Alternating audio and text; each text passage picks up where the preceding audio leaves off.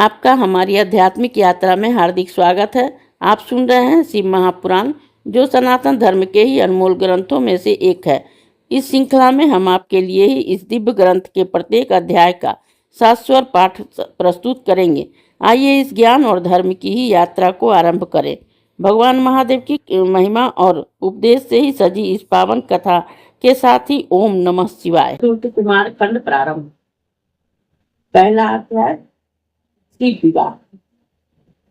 नारद जी बोले, हे ब्राह्मण, अब आप मुझे यह बतलाइए कि लोक का कल्याण करने वाले शंकर जी ने पार्वती जी के साथ विवाह कर कैलाश पर्वत पर जाकर क्या किया, उसको पुत्र कैसे हुआ तथा तारकासुर का वध कैसे हुआ। कृपा कर मुझसे यह सब चरित्र कहिए। सूत जी कहते हैं कि जब नारद जी ने ऐसा पूछा तो तब ब्रह्मा जी को चित्त को ही प्रसन्न हो शिव जी का स्मरण करते हुए बोले, हे नारद, अब मैं तुम्हें स्वामी कार्तिकेय के जन्म और तारकासुर का वध की ही कथा संयुक्त शंकर भगवान का चरित्र सुनाता हूँ। ध्यान से इस पापनाशक की कथा को सुनने से ही निर्दयी मनुष्य पापों से मुक्त हो जाता है। जब पार्वती के साथ विवाह कर शिव जी कैलाश पर आए तो वहां उनकी अत्यंत शोभा हुई। उन्होंने ही देवताओं का कार्य पूर्ण करने का विचार किया। भगवान शंकर के गणों में ही प्रसन्न होकर अनेकों उत्सव मनाए। देवता प्रसन्न होकर अपने लोक को चले गए। पश्चात महादेव शंकर कल्याण स्वरूप आए। शिव पार्वती को ही लेकर ही एक अत्यंत मनोहर दिव्य निर्जन स्थान में चले गए और वहां ही रति अवर्धक सज्जा बनाकर देवताओं के सहस्त्रों वर्षों का ही पार्वती के साथ विहार करते रहे। उन्हें रात दिन की कुछ भी सूचना न रही। धर्मलोक के प्रवर्तक भगवान शंकर के एक क्षण के ही समान बहुत समय को व्यतीत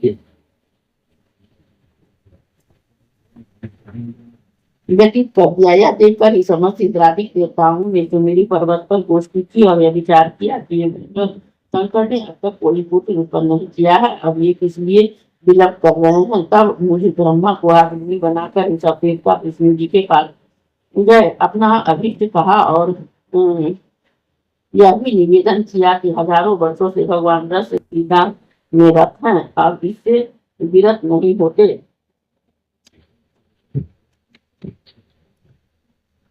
तब विष्णु जी ने मुझसे कहा कि है कि इसकी कुछ भी चिंता न कीजिए, सर्वथा कल्याण होगा। आइए हम सब भगवान शंकर की ही शरण में चले, क्योंकि जो प्रसन्नता पूर्वक भगवान शंकर की शरण में चले जाते हैं उनको कहीं भी भय नहीं रहता है। शिव जी का ही संभोग कौन कर सकता है। हजार वर्ष पूर्ण होते ही कृष्ण की अपनी इच्छा से ही विरत हो जाएंगे। जो स्त्री पुरुष का वियोग करता है उसे जन्म जन्म में स्त्री पुरुषों का वियोग करना पड़ता है। महेंद्र दुर्वासा से इस इंद्र का ही रंभा से वियोग हो गया भी तो करा है, जिसके कारण उन्हें अपनी स्त्री का वियोग सहना पड़ा था। बृहस्पति जी ने कामदेव का के वियोग कराया था, इसलिए 6 महीने के भीतर ही चंद्रमा ने उसे स्त्री का हरण कर लिया था। महर्षि गौतम ने ही रति के समय चंद्रमा से मोहिनी का वियोग कराया था, जिससे उन्हें भी स्त्री का वियोग हुआ। राजा हरिश्चंद्र ने निर्जन वन में किसी हलवाई किसी शूद्र की स्त्री से वियोग कराया था, जिसे विश्वामित्र उसे फटकार कर उन्हें हाथ धोना पड़ा। राज्य से भी वे भ्रष्ट हो गए। फिर ऋषि जी की आराधना से ही पाप मुक्त हुए। एक नहीं, ऐसे कई उदाहरण हैं। अत्यंत इसका यही उपाय है कि 1000 वर्ष बीतने पर भी तुम लोग शिव जी के पास जाकर वहाँ ऐसा कोई उपाय करो जिससे कि उनका वीर पृथ्वी पर आ पड़े। उसी वीर से ही उनके स्कंद नामक पुत्र का जन्म होगा। परंतु इस समय तुम सभी देवता अपने स्थान पर चले जाओ और शिव जी को पार्वती के साथ विवाह करने दो। कमलाकांत विष्णु जी सब देवताओं से ऐसा कहकर अपने अंतःपुर चले गए। देवता भी ऐसे ही अपने धाम को गए। फिर तो उस शक्ति और शक्तिमान के बिहार से ही झारखंड हो पृथ्वी का तीनों लोगों में भय प्राप्त हो गया। तब मुझे साथ लेकर सब देवता विष्णु जी के पास फिर पहुंचे और अस्थावर जमजम की व्याकुलता निवेदन की। विष्णु जी ने ही कहा कि अच्छा आओ सब देवता मेरे साथ शिव जी के पास चलो। हम लोग कैलाश पर्वत पर पहुंचे, परंतु शिव जी तो वहां थे ही नहीं, केवल उनके गण वहां विद्यमान थे। विष्णु जी उन्हें ही विनम्रता पूर्वक उस गणों से शिव जी का पता पूछा। गणों ने बताया कि लीलाधाम भगवान शंकर यहाँ नियुक्त पार्वती जी के मंदिर में गए हैं, परंतु नहीं ज्ञात है कि वे वहाँ क्या कर रहे हैं। तब हम लोग शिव जी के द्वार पर गए और विष्णु जी के लोग प्रभु शंकर जी की बड़ी स्तुति की। तारकासुर से देवताओं की रक्षा के लिए उनका कष्ट निवेदन किया। उस समय शिव जी की स्तुति करते हुए भगवान विष्णु ने नेत्रों में से आंसू भर आए थे। देवताओं ने दुख का कोलाहल मच किया। तारकासुर से दुखी देवता भगवान शंकर की स्तुति करने लगे। इस अध्याय के श्रवण हेतु आपका हृदय से धन्यवाद। हम आशा करते हैं कि शिव महापुराण की यह दिव्य कथा आपको आध्यात्मिक शांति और गहन ज्ञान प्रदान कर रही होगी। कृपया अगले अध्याय के लिए हमारे साथ जुड़े रहें और अपने सुझाव एवं भावनाएं कमेंट के माध्यम से अवश्य साझा करें। धर्म, भक्ति और ज्ञान की इस पावन यात्रा में आपका साथ हमारे लिए अत्यंत मूल्यवान है। ओम नमः शिवाय। यदि यह प्रस्तुति आपको पसंद आई हो, लाइक करें, कमेंट करें, सब्सक्राइब जरूर करें, बेल आइकॉन दबाना ना भूलें ताकि अगला अध्याय आपसे छूटे नहीं। और इस पावन ज्ञान को ही शेयर करें अपने परिवार और मित्रों तक।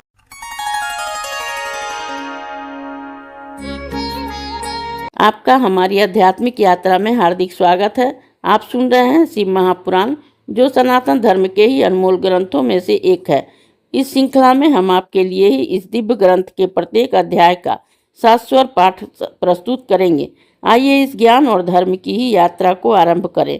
भगवान महादेव की महिमा और उपदेश से ही सजी इस पावन कथा के साथ ही ओम नमः शिवाय। दूसरा अध्याय, शिव पुत्र स्वामी कार्तिकेय का जन्म। ब्रह्मा जी बोले कि यदि शिव जी सर्व प्रकार में योग ज्ञान में प्रवीण और त्यक्त काम है, तथापि पार्वती जी की भय से ही इन्हें संभोग त्यागते न बना। वे द्वार पर आप मुझ सहित विष्णु जी को देखकर ही बहुत ही हर्षित हुए। देवताओं ने उनकी स्तुति आरंभ की। तारकादि महादैत्यों का विनाश करने का निवेदन किया। तब उन देवताओं का ही वचन सुनकर भगवान शंकर दुखी को कुछ विचार करते हुए बोले, हे देवताओं, होने का कोई विधान नहीं सकता। स्खलित हुए मेरे वीर को कौन ग्रहण कर सकता है। ऐसा कहकर उन्होंने पृथ्वी पर गिरा दिया। उसे देख कर देवताओं ने अग्नि को प्रेरणा दी कि तुम इसे कपोत बनकर ही ग्रहण करो। कपोत रूपी अग्नि से ही समस्त वीर भक्षण कर दिया। उसी समय वहां पार्वती जी आ गई, क्योंकि शिव जी को द्वार से उसके पास जाने में विलंब हो गया। यहाँ पहुंचकर ही उन्होंने सब वृतांत देखा। उन्हें क्रोध आ गया। उन्होंने हरि आदि सब देवताओं से कहा कि तुम बड़े स्वार्थी और दुष्ट हो। अपने स्वार्थ के लिए प्रभु शिव जी की आराधना कर तुमने मेरे विहार को भंग किया है, जिससे मैं बंध्या हो गई हूँ। मुझसे विरोध कर कोई देवता सुख नहीं पा सकता।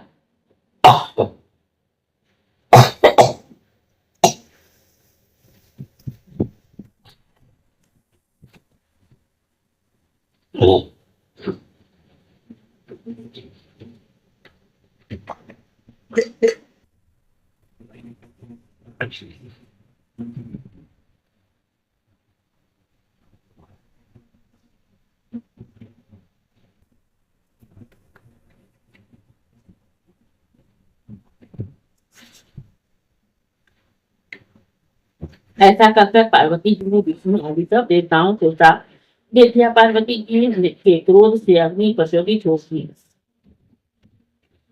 सती ने कहा कि सब देवांगनाएं बंध्या हो गई जाएगी। मेरे विरोधी सब देवता दुख पाएंगे। देवताओं से ऐसा कहकर पार्वती जी ने अग्नि से भी कहा कि क्यों रे, शिव जी का वीर भक्षण कर लिया है, अतः आज से तू सर्वभक्षी हो जा और इसके लिए सर्वदा ही पीड़ित रह। तूने शिव जी की तत्व को न जाना और सर्वदा देवताओं का ही कार्य साधक रहे। अग्नि को इस प्रकार से शाप दे पार्वती जी महारुष्ट होकर ही अपने स्थान को चली गई। जब श्री जी गए तब उनसे सब वृत्तांत कहा। पश्चात पार्वती जी ने गणेश जी को उत्पन्न किया। उधर जो समस्त देवता अग्नि में होम द्वारा नादि अनादि ग्रहण भक्षण करते रहे और इससे उनके पेट में गर्भ रह गया, जिससे विष्णु आदि सभी देवताओं को बड़ी ही पीड़ा हुई। शिव जी की इच्छा से ही उन सबको वृद्धि भी नष्ट हो गई। गर्भ की गर्मी से ही सभी संतप्त हो गए। सबने शिव जी की शरण ली। शिव जी के मृत्यु के मंदिर पर जाकर हाथ जोड़कर बड़ी स्तुति की, गर्भाधान से युक्त अपना कष्ट कहा, उसके निवारण की प्रार्थना की। तब देवताओं की उस स्तुति को सुनकर भगवान श्री कृष्ण द्वार पर आए।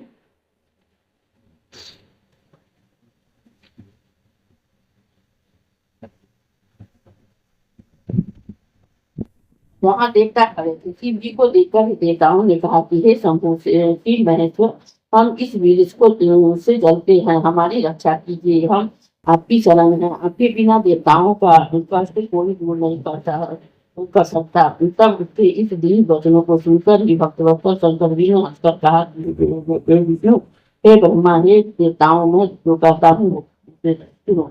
अब तुम लोग शीघ्र भगवान द्वारा ही मेरे वीर को बाहर निकाल दो, जिससे तुम्हें सुख प्राप्त होगा। फिर तो शिव जी की आज्ञा से सबने उस वीर को पवन द्वारा बाहर निकाल दिया। वह सुवर्ण के समान चमकता हुआ पर्वताकार हो आकाश को स्पर्श करने लगा। विष्णु आदि देवताओं का दुख दूर हो गया। सबने भक्तवत्सल भगवान शंकर की स्तुति की, परंतु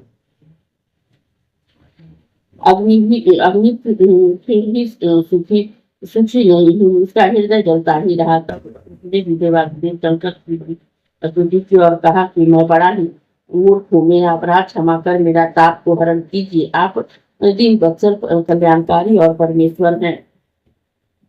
यह सुनकर शिव जी प्रसन्न हो गए। उन्होंने अग्नि से कहा कि तुमने मेरा वीर भक्षण कर अच्छा नहीं किया। तुम्हारा पाप अधिक इससे तुम्हारा संताप नहीं छूटा, परंतु अब मैं प्रसन्न हूँ, तुम्हारा सब दुख छूट जाएगा। तुम मेरे वीर का स्त्री की योनि में स्थित कर दो, उससे तुम्हारा शरीर नहीं जलेगा। अग्नि ने कहा कि महाराज, आपका तेज बड़ा ही कठिन है, तीनों लोगों में इसे धारण करने की शक्ति किसी में नहीं है। उसी समय से नारद तुम भी वहां आ गए। तब तुमने अग्नि के उपकारात यह कहा कि अग्नि, शिव जी जैसा कहते हैं वैसा ही करके तुम सुखी हो जाओ। शिव जी की इच्छा से मैं तुम्हें उसका एक सहज उपाय बतलाता हूँ। माह के महीने में जो स्त्री प्रयाग में स्नान करने आवे, उसे देह में तुम यह महत्व को ही स्थापित कर देना। और ब्रह्मा जी कहते हैं कि समय वहां सत्पुरुषों की भी स्त्रियां आ गई। माघ का महीना था, वे बड़े ही करके स्नान के लिए आई। उसमें भी 6 स्त्रियों की जिससे अधिक आर्थिक हो रही। अग्नि की ज्वाला के समीप गई, जबकि अरुंधति ने दिवाज्ञा से उन्हें बहुत मना किया, परंतु वे न माने और अग्नि से तापने लगी। फिर तो उसे क्षण के रोगों द्वारा शिव जी के विरुद्ध उसके शरीर में प्रवेश कर गया। अग्नि दारहित हो गया। वह अंतर्ध्यान हो शिव जी का ही स्मरण करते हुए अपने स्थान पर आया। 6 स्त्रियां अग्नि से गर्भवती हो दुखी हो गई। उनके पत्नियों ने ही उन्हें त्याग दिया। उन 6 को भी अपने विचार पर ही दुख हुआ। वे हिमालय पर जाकर तप करने लगी। वहां उन्होंने उस गर्भ का ही त्याग कर शांति लाभ की, परंतु जब वह पर्वतराज भी उस गर्भ को सहन न कर सका तो गंगा जी उन्हें गिरा दिया। गंगा जी भी सहन न कर सकी तो उन्होंने अपनी तरंगों से उस वीर को ही सरकंडे के वन में त्याग दिया। वहां पर एक तेजस्वी बालक हो गया। माघ से शुक्ल षष्ठी के दिन शिव जी के उस पुत्र का पृथ्वी पर प्रादुर्भाव हुआ। उसके आविर्भाव होते ही हिमालय पर ही स्थित शिव पार्वती को भी बड़ी ही आनंद की अनुभूति हुई। तब और पार्वती जी के स्तनों से आनंद का दुग्ध चूहने लगा। तीनों लोगों में सुखदायक मंगल हो गया। दुष्टों को को और विशेषकर दैत्यों को बड़े ही विघ्न दिखाई दिए। आकाश में दुंबियां बजने लगी और सरकंडे के वन में उस बालक का पर फूलों की वर्षा हुई। विष्णु और सभी देवता आनंदित हो गए। इस अध्याय के श्रवण हेतु आपका हृदय से धन्यवाद। हम आशा करते हैं कि शिव महापुराण की यह दिव्य कथा आपको आध्यात्मिक शांति और गहन ज्ञान प्रदान कर रही होगी। कृपया अगले अध्याय के लिए हमारे साथ जुड़े रहें और अपने सुझाव एवं भावनाएं कमेंट के माध्यम से अवश्य साझा करें। धर्म, भक्ति और ज्ञान की इस पावन यात्रा में आपका साथ हमारे लिए अत्यंत मूल्यवान है। ओम नमः शिवाय। यदि यह प्रस्तुति आपको पसंद आई हो, लाइक करें, कमेंट करें, सब्सक्राइब जरूर करें, बेल आइकॉन दबाना ना भूलें ताकि अगला अध्याय आपसे छूटे नहीं। और इस पावन ज्ञान को ही शेयर करें अपने परिवार और मित्रों तक।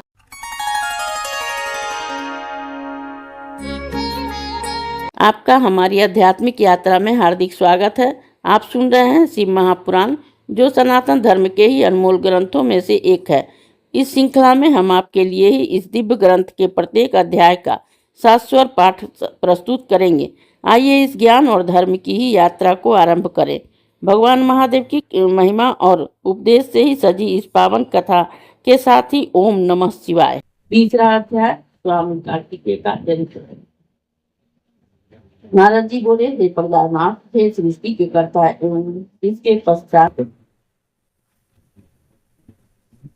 वहाँ क्या हुआ वह मुझसे कृपा कर कहिए। ब्रह्मा जी बोले कि हे तात, फिर तो उसी समय विधि प्रेरित विश्वामित्र का वहाँ आगमन हुआ, जहाँ पर की बालक उत्पन्न हुआ था। उन्हें देखकर ऋषि प्रसन्न हो नमस्कार करने लगे। उनके प्रताप से जानकर उन्होंने बड़ी स्तुति की। तब उस अत्यंत उत्सवदायक बालक को विश्वामित्र जी ने कहा कि हे महायज्ञानी, तुम शिव जी की इच्छा से ही सहसा यहाँ आ गए हो तथा तुम सभी की मेरा संस्कार करो। अब आप सभी के पुत्र हो जाएंगे। तब विस्मित होकर विश्वामित्र ने ही उस बालक को से कहा कि बेटा, मैं ब्राह्मण नहीं हूँ, किंतु जाति क्षत्रिय का पुत्र हूँ। मैं ब्राह्मणों का सेवक हूँ और लोग मुझे विश्वामित्र कहते हैं, परंतु तुम कौन हो यह तो कहो। इस पर उत्सवकारी बालक कहने लगे कि हे विश्वामित्र, अब तुम मेरे ही वरदान की तो बंदिशी हो गए। निसंदेह अब वशिष्ठकादि ब्रह्मादि तुम्हारे प्रशंसक होंगे। मैं आज्ञा देता हूँ कि तुम मेरा संस्कार करो और यह गुप्त रहस्य किसी से प्रकट न करना। फिर तो विश्वामित्र ने उसे बालक का संस्कार किया और बालक ने भी प्रसन्न होकर उन्हें सच्चा ज्ञान प्राप्त किया।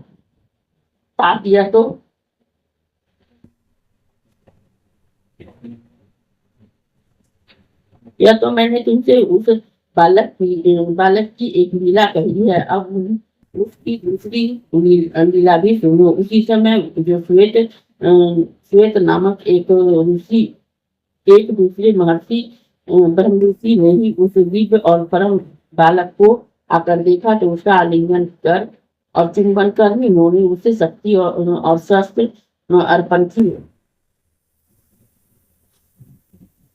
उस शक्ति को ही लेकर वह कौच पर्वत पर चढ़ गया और उसके शिखर ढहाने लगा।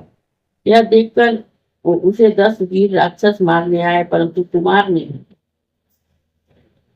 सबको अपने प्रहार से नष्ट कर दिया। लोग भी कांप उठा। यह देखकर ही देवताओं के शंकर जी वहां आए और इंद्र ने उसके दक्षिण पार्श्व ने ही वज्र का प्रहार कर दिया, जिससे शाख नामक एक महाबली दूसरा पुरुष उत्पन्न हो गया। इंद्र ने फिर उसके वाम पार्श्व में प्रहार किया, इससे विशाख नामक दूसरा पुरुष पैदा हो गया। फिर इंद्र ने उसके हृदय में मारा तो नैगम नामक एक महाबली पुरुष उत्पन्न हुआ। ये सब चारों ही स्कंद हुए, जो बड़े ही वीर थे। अब ये चारों महाबली इंद्र को मारने दौड़े। इंद्र भयभीत होकर उनकी शरण में आए। वह बालक स्वर्ग पहुंचा। वहां एक सरोवर में स्नान करती हुई नामक 6 स्त्रियां उसे पकड़ने दौड़ी। उसमें भारी विवाद हुआ। कुमार ने 6 मुख पर एक मुख से ही उसका स्तनपान किया। वे प्रसन्न होकर कुमार को अपने लोक ले गई। वहां प्रेम से ही अपना दूध पिलाकर पालन किया। त्रिलोकी में दुर्लभ वस्तुओं का बनाया उत्तमोत्तम आभूषण दिए, स्वादिष्ट भोजन कराए। तब कृतिका ने उस बालक को एक दिन स्वर्ग में जाकर ही बड़ा ही सुंदर चरित्र किया। देवताओं को अपनी महिमा दिखाई और विष्णु आदि चकित होकर उनका परिचय पूछने लगे, परंतु वह गुप्त हो। इस अध्याय के श्रवण हेतु आपका हृदय से धन्यवाद। हम आशा करते हैं कि शिव महापुराण की यह दिव्य कथा आपको आध्यात्मिक शांति और गहन ज्ञान प्रदान कर रही होगी। कृपया अगले अध्याय के लिए हमारे साथ जुड़े रहें और अपने सुझाव एवं भावनाएं कमेंट के माध्यम से अवश्य साझा करें। धर्म, भक्ति और ज्ञान की इस पावन यात्रा में आपका साथ हमारे लिए अत्यंत मूल्यवान है। ओम नमः शिवाय। यदि यह प्रस्तुति आपको पसंद आई हो, लाइक करें, कमेंट करें, सब्सक्राइब जरूर करें, बेल आइकॉन दबाना ना भूलें ताकि अगला अध्याय आपसे छूटे नहीं। और इस पावन ज्ञान को ही शेयर करें अपने परिवार और मित्रों तक।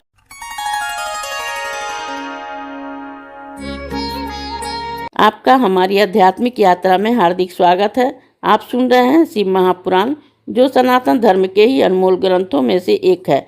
इस श्रृंखला में हम आपके लिए ही इस दिव्य ग्रंथ के प्रत्येक अध्याय का शाश्वत पाठ प्रस्तुत करेंगे। आइए इस ज्ञान और धर्म की ही यात्रा को आरंभ करें। भगवान महादेव की महिमा और उपदेश से ही सजी इस पावन कथा के साथ ही ओम नमः शिवाय। चौथा अध्याय, कार्तिकेय कुमार की खोज और नंदी संवाद। नारद जी के पूछने पर ब्रह्मा जी कहने लगे, इस प्रकार से जब बहुत समय व्यतीत हो गया तो पार्वती को उस बालक का कुछ पता न लगा। तब उन्होंने एक दिन अपने स्वामी शंभु से पूछा कि हे देव महादेव, हे ईश्वर, आप मेरे पूर्व पुण्य से ही मुझे प्राप्त हुए हैं। कृपा कर यह बताइए कि आपका वह वीर कहाँ गया जो पृथ्वी पर गिरा था, जिसे ही देवताओं ने छिपा लिया था। क्या आपका वह वीर जो मुझे न गिरा कर पृथ्वी पर गिरा दिया, वह कहीं नष्ट तो नहीं हो गया? ये बालक प्रकट हो गया। पार्वती जी के यह वचन सुनकर ही जगदीश्वर ने देवताओं और मुनियों को बुलाकर पूछा कि हे देवताओं, मेरा वीर कहाँ है? उसको किसने छिपाया है? शीघ्र ही बतलाओ, नहीं तो दंडित होगे। इस वक्त यह वचन सुनकर ही सब सभा के लोग ही कंपित हो गए और क्रम से ही एक दूसरे को देखकर ही प्रभु इनके आगे उसकी खोज संबंधी एक एक बात कहने लगे। जब तब जैसे तैसे वह वीर जहाँ जहाँ गया था वह कृतिकाएं द्वारा पालित हुई। इनका पता पाकर शिव जी बहुत प्रसन्न हुए। उन्होंने ब्राह्मणों को बहुत सी दक्षिणा दी। पार्वती जी भी पुत्र का समाचार सुनकर बहुत प्रसन्न हुई। ब्राह्मणों को भी कोटि कोटि रत्न और बहुत सी दक्षिणाएं दी। लक्ष्मी, सरस्वती, मैना और सावित्री आदि सब स्त्रियां तथा विष्णु आदि देवताओं ने बहुत सा धन दिया। फिर प्रभु जी ने अपने गणों को आज्ञा दी कि कृतिकाओं से यहाँ जाकर मेरे पुत्र को ले आओ। शिव जी के एक से एक बदलीकरण लाखों क्षेत्रपालों और 3 लाख भूत और भैरव स्वर्ग में उड़कर कृतिकाओं के घर घेर लिया। कृतिकाएं भय से व्याकुल हो गई। तब उन्होंने निबरम तेज से ही प्रकाशमान कार्तिकेय से कहा कि हे वत्स, अब क्या तुमने नहीं देखते कि असंख्य सेनाओं ने तुम्हें घर को घेर लिया है? अब क्या करूं, कहाँ जाऊं? बड़ा भारी भय उपस्थित हो गया है। इस पर कार्तिकेय ने कहा कि हे कल्याणियों, मेरे रहते आप लोग कुछ भी भय न करो। मैं बालक होकर भी दुर्निवार हूँ। ऐसा कौन है जो मेरे देश का ही निवारण कर सके? उसी समय शिव जी के सेनापति नंदीश्वर कार्तिकेय के समक्ष आकर खड़े हो गए और यह कहने लगे कि रे भाई तथा माताओं, मुझे जगत का संघर्ता शिव जी ने यहाँ भेजा है। इस समय कैलाश में ब्रह्मा, विष्णु और रुद्र आदि संपूर्ण देवता विद्यमान है और महामंगल हो रहा है। शिव जी ने ही तुम्हें खोजने के लिए मुझे भेजा है। अब तुम मेरे साथ पृथ्वी पर चलो, वहाँ देवताओं से ही शिव जी द्वारा ये अभिषेक करेंगे। तारक अपना असुर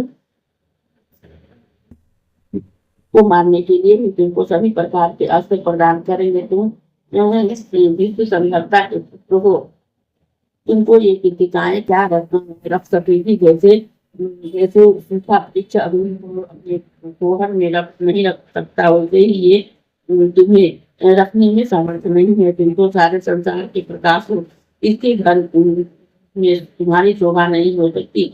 ऐसी पुत्र तुम स्वयं युगेंद्र हो, अतिरंगी हो, निर्धारित मूर्ति तुम्हें क्या जानेंगे। जैसे मेघक कमलों को नहीं जानता, वह एक ही स्थान में स्थित है, वैसे ही मूर्ति मनुष्य तुमको नहीं जानते। जब जगदीश्वर ने ही ऐसा कहा, तब कार्तिकेय ने उन्हें शंकर के आशीष जानकर ही इनकी बड़ी प्रशंसा की और कहा कि हे भाई, यह कृतिका ज्ञान योग में कपूर की कला है। मैं इससे दूर से परम हूँ, अतः इनके उपकार को नहीं भूल सकता। मैं इसका पोष्य धर्म की माता है। जैसा जैसा यह कृतिकाएं हैं, यदि सीधी में ही अपना पुत्र मांगकर तुमको भेजा है, तो मैं तुम्हारे साथ चल कर ही देव समूह का ही दर्शन करूंगा। या कहकर इस कारण को बुलाकर उनकी आज्ञा ले कार्तिकेय शीघ्र ही शिव जी के पास के साथ चले। इस अध्याय के श्रवण हेतु आपका हृदय से धन्यवाद। हम आशा करते हैं कि शिव महापुराण की यह दिव्य कथा आपको आध्यात्मिक शांति और गहन ज्ञान प्रदान कर रही होगी। कृपया अगले अध्याय के लिए हमारे साथ जुड़े रहें और अपने सुझाव एवं भावनाएं कमेंट के माध्यम से अवश्य साझा करें। धर्म, भक्ति और ज्ञान की इस पावन यात्रा में आपका साथ हमारे लिए अत्यंत मूल्यवान है। ओम नमः शिवाय। यदि यह प्रस्तुति आपको पसंद आई हो, लाइक करें, कमेंट करें, सब्सक्राइब जरूर करें, बेल आइकॉन दबाना ना भूलें ताकि अगला अध्याय आपसे छूटे नहीं। और इस पावन ज्ञान को ही शेयर करें अपने परिवार और मित्रों तक।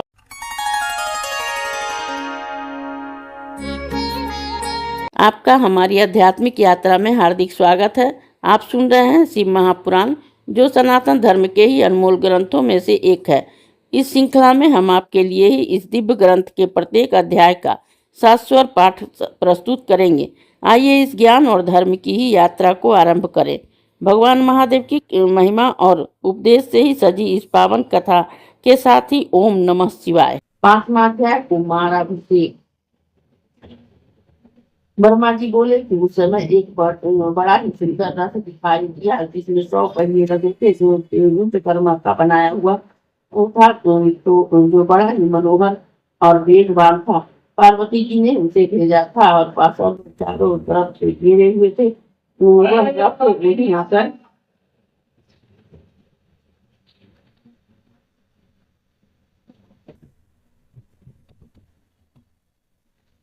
उतर पड़ा। दुखी हृदय कार्तिकेय जी उस पर रथ पर जा चढ़े। तो दिखाने व्याकुल हो बाल खोले वहां आ खड़ी हुई। उन्होंने कहा कि तुम हमारे पुत्र हो, हमने तुम्हें बड़ा प्रेम किया है, अब हम क्या करें, अब कहाँ जाएं। इस प्रकार कहती हुई कर्तिकाएं को हृदय से लगा करके वियोग उसे शीघ्र ही वहां मूर्छित हो गई। कुमार उन्हें अध्यात्म ज्ञान दे सुखदायक और मांगलिक समय देखकर ही पार्षदों के साथ चले। विमान पर बैठे कृतिकाएं को अनंतेश्वर के साथ ही कैलाश में अक्षय मूल्य ग्रोध वृक्ष के पास आए। देवताओं ने उन्हें ही आगमन का समाचार शिव को दिया। विष्णु जी आदि देवताओं और महर्षियों को साथ में शिव गंगा से उत्तम कुमार को देखने आए। उस समय ही शंख और वीरी आदि गाजे बज रहे थे। देवताओं महोत्सव कर रहे थे और वीरभद्र आदि गण अनेक लाल ताल और लय से शिव जी की स्तुति कर रहे थे। सभी प्रसन्न हो जाए और नमः का शब्द कर रहे थे। सरखंडों में उत्पन्न शिव जी के पुत्र को ही सभी देखने चले। पार्वती जी ने तो ही बड़ी बड़ा उत्सव किया, मंगल मनाया। पति पुत्र और पुत्र वाली लक्ष्मी आदि 30 सुहागिनी स्त्रियों को आगे कर वो कुमार को देखने आई। ब्रह्मादि तो अप्सराओं ने नृत्य और गान किया। उन्होंने ही देखा कि कुमार त्रिलोकित तेजस्वी है। तब सभा से देदीप्यमान कुमार को महादेव की गोदी में बैठाकर शोभित हुए। आदि में पुत्र वाले सर्वश्रेष्ठ हो गए थे। फिर कुमार अपने गणों के साथ ही शिव मंदिर में आए। शिव जी की आज्ञा से देवताओं ने महोत्सव मनाया। शिवा और शिव की अद्भुत शोभा हुई। देवता और श्रेष्ठ ऋषि उसकी स्तुति करने लगे। कुमार प्रेम पूर्वक से शिव जी की गोद में बैठकर खेलने लगे। उस समय वे शिव जी के कंठ में लपेटे हुए बासुकी नाग को पकड़कर अपने हाथों में तारित करने लगे। कुमार की यह बात देख लीलाखान कृपालु हंसकर उनकी वक्तव्य पार्वती को दिखाई, परंतु वह सर्वव्यापक भगवान मंद मंद मुस्कुराते हुए कुछ नहीं कहा और परम आनंद माना। फिर जगन्नाथ शंकर ने कुमार कार्तिकेय को रत्न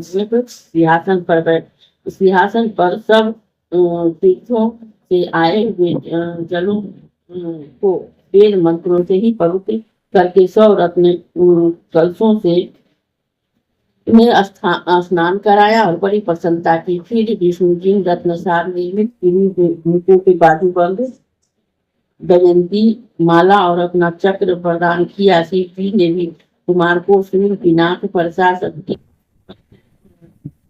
पशुपतास्त्र वान संहारास्त्र और परम विद्या इतनी वस्तुएं दी। फिर मुझे ब्रह्मा के योगो पवित्र वेद माता गायत्री कमंडलू ब्रह्मास्त्र और शत्रु को मर्दन करने वाली विद्या उदी इंद्र ने अपना ऐरावत और वज्र और वरुण ने श्वेत छत्र और रत्न माला प्रदान की।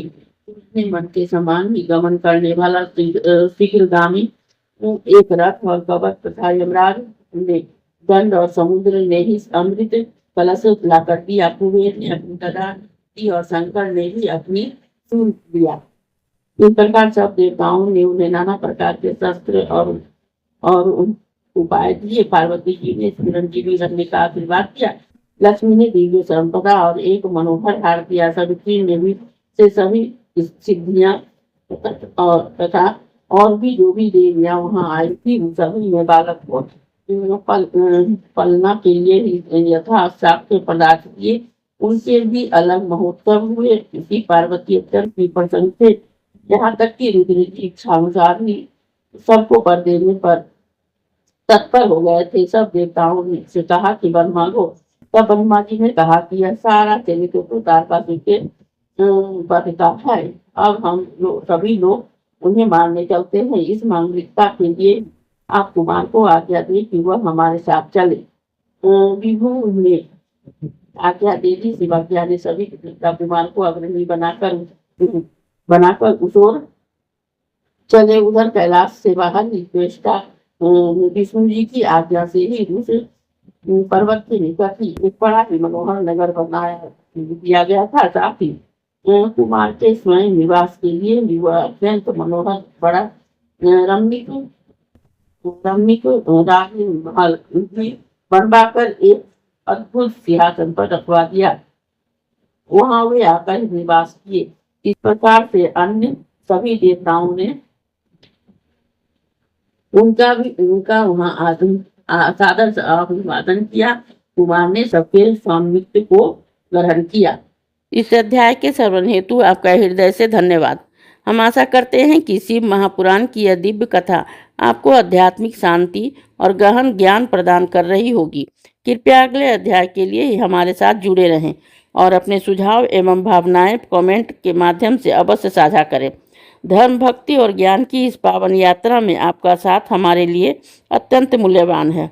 ओम नमः शिवाय। यदि यह प्रस्तुति आपको पसंद आई हो, लाइक करें, कमेंट करें, सब्सक्राइब जरूर करें, बेल आइकॉन दबाना ना भूलें ताकि अगला अध्याय आपसे छूटे नहीं। और इस पावन ज्ञान को ही शेयर करें अपने परिवार और मित्रों तक।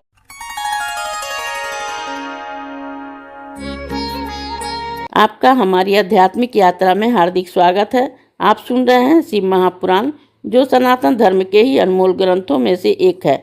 इस श्रृंखला में हम आपके लिए ही इस दिव्य ग्रंथ के प्रत्येक अध्याय का शाश्वत पाठ प्रस्तुत करेंगे। आइए इस ज्ञान और धर्म की ही यात्रा को आरंभ करें। भगवान महादेव की महिमा और उपदेश से ही सजी इस पावन कथा के साथ ही ओम नमः शिवाय। छठवां अध्याय, कुमार का अद्भुत चरित्र। ब्रह्मा जी कहते कि हे नारद, तब वहां स्थित हो कार्तिकेय जी ने भक्ति दायनी कई कथाएं कही। तथा नारस नामक एक ब्राह्मण भी उसकी शरण में आया। उसकी कार्तिकेय जी के निकट जाकर ये स्त्रोत्र ने ही यह नम्र स्तुति की, हे स्वामी मेरा कष्ट दूर कीजिए, मैं आपकी शरण आया हूँ। मैं एक अजूबी व्यक्त कर रहा हूँ जो आज वह अपना बंधन तोड़कर न जाने कहाँ चला गया है। मेरा यज्ञ भंग हो गया है, परंतु मुझे आशा है कि आप जैसे स्वामी के रथ मेरा यज्ञ भंग नहीं हो सकता है। आप अखिल ब्रह्मांड के स्वामी हैं और सेवा योग्य समझकर ही सब देवता आपकी सेवा करते हैं। आप सब देवताओं के सम्राट और जी के पुत्र हैं। तब उसकी ऐसी स्थिति सुनकर ही स्वामी कार्तिकेय ने अपने वीरबाहु नामक प्रधान जन को उस समय उस ब्राह्मण के यज्ञ को ही पूर्ण कराने की आज्ञा दी। वह महावीर गण उस आज को ही ढूंढने चला। उसने सब ब्राह्मणों को उसे खोजा, किंतु उसका उपद्रव तो उसने सुना कि वहाँ यहाँ उपद्रव किया है, परंतु उसे पाया नहीं। तब कुमार का वह गण विष्णु लोक को गया। वहां उसने ही देखा कि वहाँ महाबली अद्भुत बहुत ही उपद्रव बचाए हुए हैं। फिर तो कुमार का यह वह वीरगण उसकी सींग पकड़कर के अपने स्वामी के पास आया। भगवान सारे संसार का भार लिए उसके ऊपर चढ़ बैठे। वह उन्हें लेकर ही त्रिलोक की परिक्रमा करने लगा। एक ही मुहूर्त में वह समस्त त्रिलोकी को पर्यटन कर आया। फिर वहीं आकर ही खड़ा हो गया जहाँ से वह भगवान को ले गया था। स्वामी की पीठ से उतरकर अपने आसन पर जाकर विराजे। आज वही खड़ा रहा। तब नारद ने ही कार्तिकेय से कहा कि हे देव, आप इस अजित को ही मुझे दे दीजिए, मैं आनंद से ही अपना यज्ञ करूं। अब आप मुझे ऐसा ही सखा भाव रखने की कृपा कीजिएगा। तब कार्तिकेय जी ने कहा कि हे विप्र नारद, यह अजय वध के योग्य नहीं है। आप अपने घर जाइए, मैं प्रसन्नता से यह वर देता हूँ कि आपका यज्ञ पूर्ण हो। ब्राह्मण ने आशीर्वाद दे अपने घर का मार्ग दिया। इस अध्याय के श्रवण हेतु आपका हृदय से धन्यवाद। हम आशा करते हैं कि शिव महापुराण की यह दिव्य कथा आपको आध्यात्मिक शांति और गहन ज्ञान प्रदान कर रही होगी। कृपया अगले अध्याय के लिए हमारे साथ जुड़े रहें और अपने सुझाव एवं भावनाएं कमेंट के माध्यम से अवश्य साझा करें। धर्म, भक्ति और ज्ञान की इस पावन यात्रा में आपका साथ हमारे लिए अत्यंत मूल्यवान है। ओम नमः शिवाय। यदि यह प्रस्तुति आपको पसंद आई हो, लाइक करें, कमेंट करें, सब्सक्राइब जरूर करें, बेल आइकॉन दबाना ना भूलें ताकि अगला अध्याय आपसे छूटे नहीं। और इस पावन ज्ञान को ही शेयर करें अपने परिवार और मित्रों तक।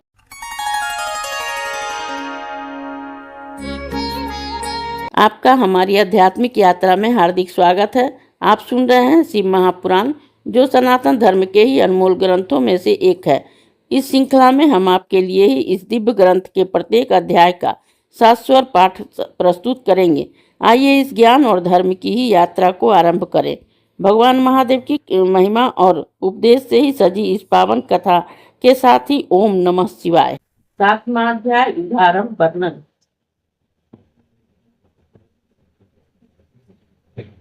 ब्रह्मा जी कहते हैं कि अब हरि आदि देवताओं पर इसका और भी प्रभाव पड़ा। वे ताल ठोककर ही सिंहनाद करने लगे। अब वे ताल ठोककर ही कुमार को आगे कर ही तारकासुर को मारने चले। इधर तारका ने भी देवताओं से युद्ध करने की तैयारी कर यात्रा की।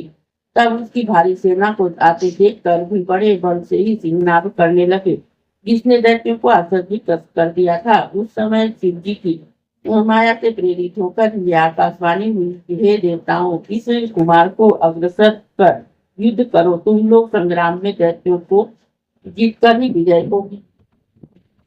यह आकाशवाणी सुनकर ही देवता निर्भय हो गए। फिर तो वे सब देवता को ही अग्रसर कर ही पृथ्वी और सागर के संगम पर आए। तब तक तारक भी दैत्यों की बड़ी भारी सेना ले वहां पहुंचा। बादलों के समान ही रंग दुदुभी तथा और भी कर्कश बाजे बजने लगे। पृथ्वी को कंपित करने वाला ही देवताओं और तारक के साथ ही दैत्यों का युद्ध प्रारंभ हुआ। चरणों और जंघाओं के प्रहार होने लगे। देवताओं की ही ओर से राधिका के कुमार को हाथी पर चढ़ा आगे बढ़ा। उसके पीछे लोकपालों सहित देवताओं की भारी सेना थी। तब तक कुमार इंद्र का हाथी छोड़कर ही दूसरे रत्नजड़ित जटिल ज्ञान पर जाकर प्रचेता ने उस पर एक कांतिमान छत्र रखा, जिसमें चंद्रमा की सी निकल रही थी और जो बड़ा ही प्रभाव वाला था। फिर तो देखता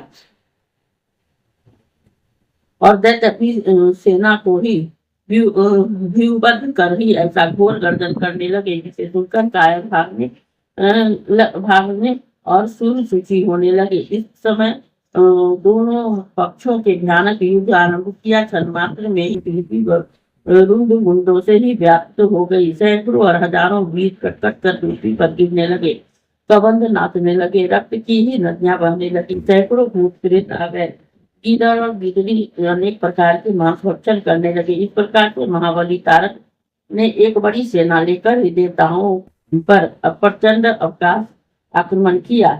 युद्ध में उल्लासित इंद्रादिक देवता उसे रोकने चले, परंतु वह न रुका। फलतः देवताओं ने ही अद्भुत पराक्रम कर दैत्यों का नाशकारी बड़ा ही घोर युद्ध हुआ। इतने में ही दूसरी पुत्र तारक अकेले इंद्र से युद्ध करने लगा, मानो यमराज और जम युद्ध कर रहे हों। यह देखकर ही अन्य देवता भी सब दैत्यों से पृथक युद्ध करने लगे। मृत्यु सहित ही वरुण बल नामक दैत्य से, वायु सुवीर से और पवमान और काकुबेर से ही साथ युद्ध होने लगा। उसी प्रकार किसान ने ही से निशुंभ शुंभ का शेष से और कुंभ नामक दैत्य चंद्रमा से युद्ध करने लगा। एक ने दूसरे के साथ स्पर्धा से युद्ध किया, एक दूसरे से दुर्जन्य हो गए। देवता और दैत्य एक दूसरे से विजय करने के लिए ही महायुद्ध करने लगे। उसकी अनेकों असुर कटकर ही गिरने लगे। उनके नष्ट होने से वह युद्ध भूमि बड़ी ही भयानक और अगम्य हो गई। इस अध्याय के श्रवण हेतु आपका हृदय से धन्यवाद। हम आशा करते हैं कि शिव महापुराण की यह दिव्य कथा आपको आध्यात्मिक शांति और गहन ज्ञान प्रदान कर रही होगी। कृपया अगले अध्याय के लिए हमारे साथ जुड़े रहें और अपने सुझाव एवं भावनाएं कमेंट के माध्यम से अवश्य साझा करें। धर्म, भक्ति और ज्ञान की इस पावन यात्रा में आपका साथ हमारे लिए अत्यंत मूल्यवान है। ओम नमः शिवाय। यदि यह प्रस्तुति आपको पसंद आई हो, लाइक करें, कमेंट करें, सब्सक्राइब जरूर करें, बेल आइकॉन दबाना ना भूलें ताकि अगला अध्याय आपसे छूटे नहीं। और इस पावन ज्ञान को ही शेयर करें अपने परिवार और मित्रों तक।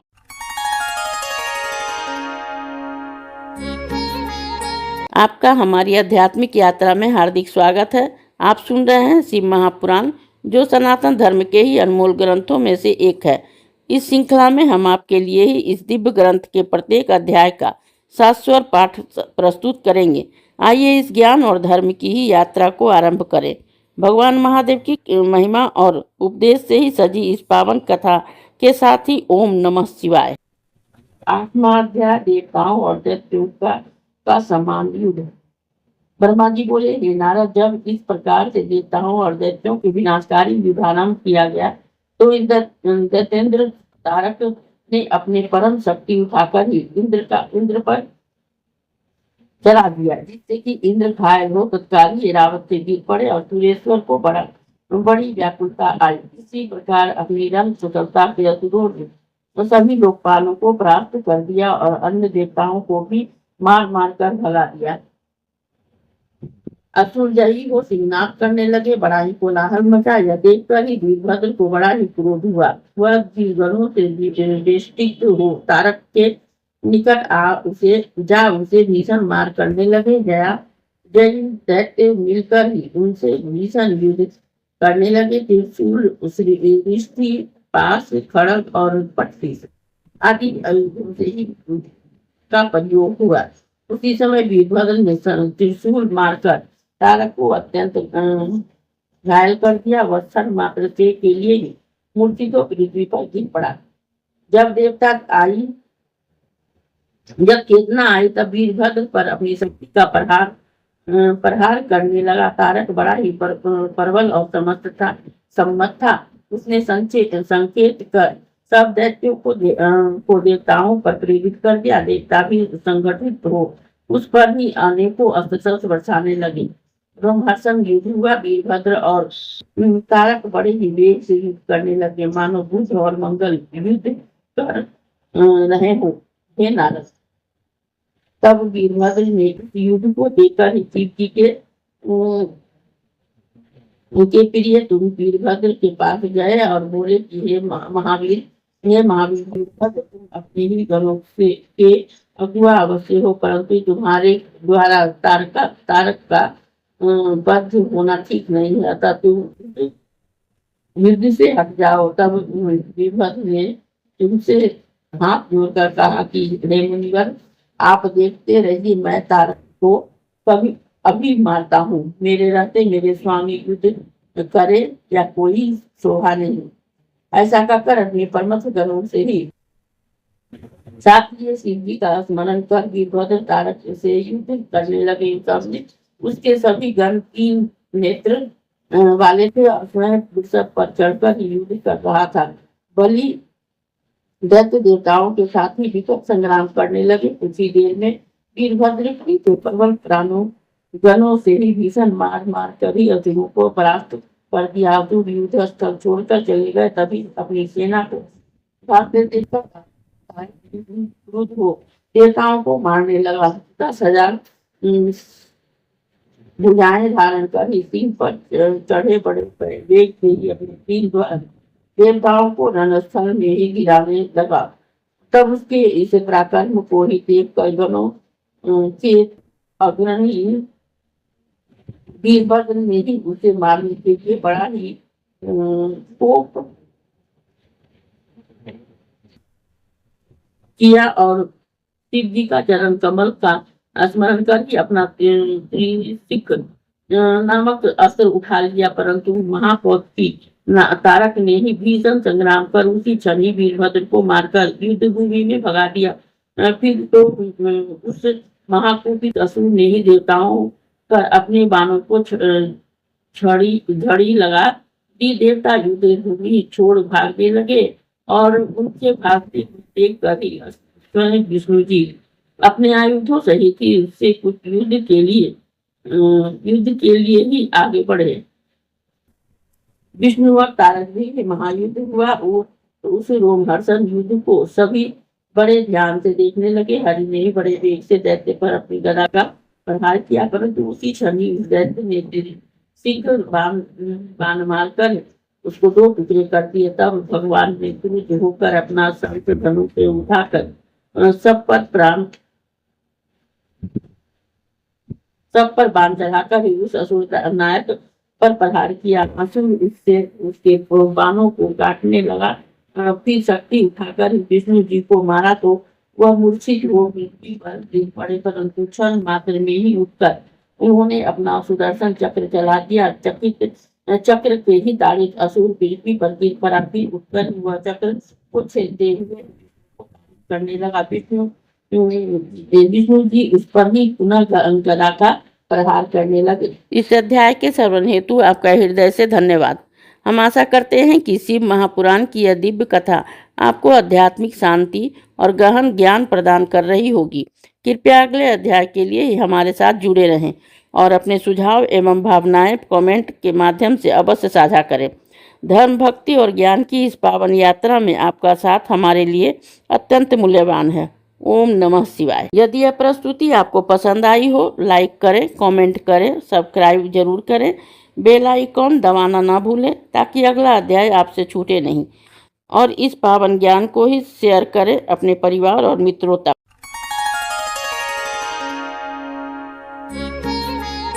आपका हमारी आध्यात्मिक यात्रा में हार्दिक स्वागत है। आप सुन रहे हैं शिव महापुराण, जो सनातन धर्म के ही अनमोल ग्रंथों में से एक है। इस श्रृंखला में हम आपके लिए ही इस दिव्य ग्रंथ के प्रत्येक अध्याय का शाश्वत पाठ प्रस्तुत करेंगे। आइए इस ज्ञान और धर्म की ही यात्रा को आरंभ करें। भगवान महादेव की महिमा और उपदेश से ही सजी इस पावन कथा के साथ ही ओम नमः शिवाय। 9वां अध्याय कार्तिकेय अन्वेषण और तारकासुर का अद्भुत वीरता। ब्रह्मा जी बोले कि हे नारद, जब मैंने इस प्रकार से तारक से युद्ध करते देखा तो कुमार के पास जाकर बोला कि यदि मैंने तारक को वर दिया है कि जिससे वह विष्णु आदि किसी के मारने से नहीं मरेगा, अतः आप इससे युद्ध कीजिए, क्योंकि हे पार्वती पुत्र, यह आपके सिवा और किसी से मारे नहीं मर सकता है। मैं आपसे जैसा कहता हूँ वैसा ही कीजिए, आप इसे मारने के लिए शीघ्र ही तैयार हो जाइए। हे महावीर। बेटा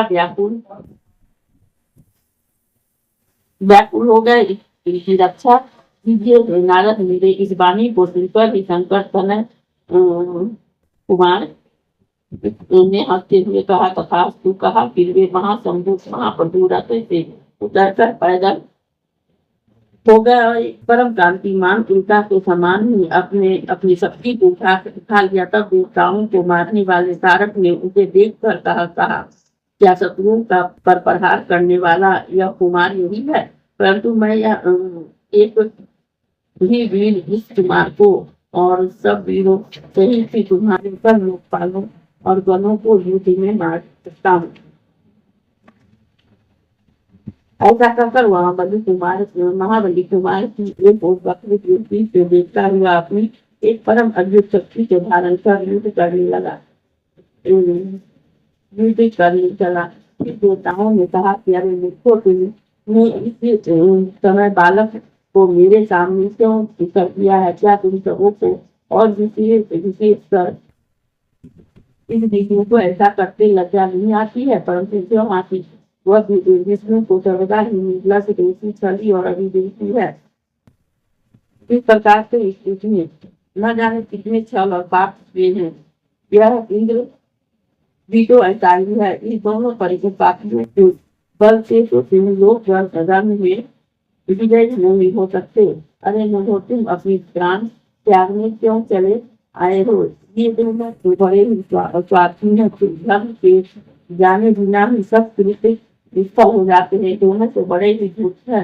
देखो न, इन्होंने इस बालक को मेरे सामने कर दिया है। अब मैं इस बालक को मारूंगा तो इसका पाप नहीं दोनों को लगेगा। किंतु ये बालक तो अपने प्राण बचाने चाहिए। जातु भाग गया, मैं तुझे नहीं मारूंगा। इंद्र विष्णु की इस मीरा जो तारक का क्षीण हो गया।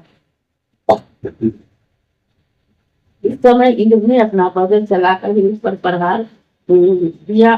तभी पृथ्वी पर गिर पड़ा, परंतु तक्षण विरोध से खड़ा हुआ और रावत पर चढ़े हुए इंद्र ने अपनी शक्ति के प्रहार से धाराप्रवाही बना दिया। इंद्र के गिर जाने से देवताओं ने हाहाकार मच गया। तारक ने उस गिरे हुए इंद्र को अपने पैर से प्रचारित किया।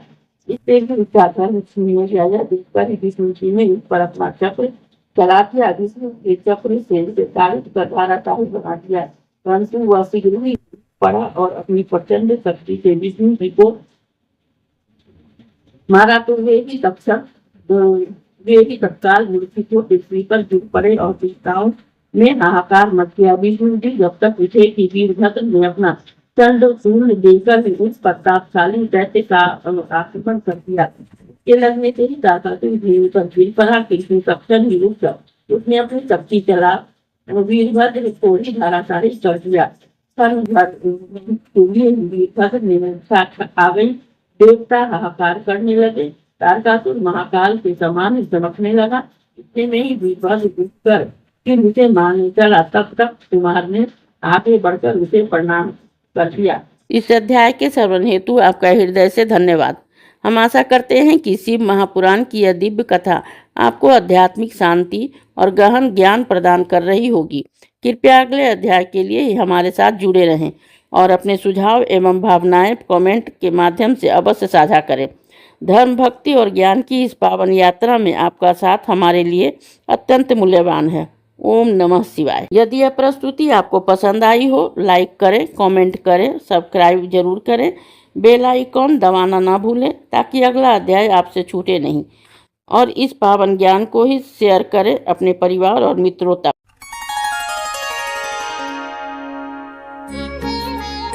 आपका हमारी आध्यात्मिक यात्रा में हार्दिक स्वागत है। आप सुन रहे हैं शिव महापुराण, जो सनातन धर्म के ही अनमोल ग्रंथों में से एक है। इस श्रृंखला में हम आपके लिए ही इस दिव्य ग्रंथ के प्रत्येक अध्याय का शाश्वत पाठ प्रस्तुत करेंगे। आइए इस ज्ञान और धर्म की ही यात्रा को आरंभ करें। भगवान महादेव की महिमा और उपदेश से ही सजी इस पावन कथा के साथ ही ओम नमः शिवाय। 10वां अध्याय तारकासुर वध। ब्रह्मा जी बोले कि अब शिव जी के चरणों का ध्यान कर कुमार अपने असंख्य गणों को साथ लिए हुए उस दुर्जय असुर को मारने के लिए ही उससे युद्ध करने लगे।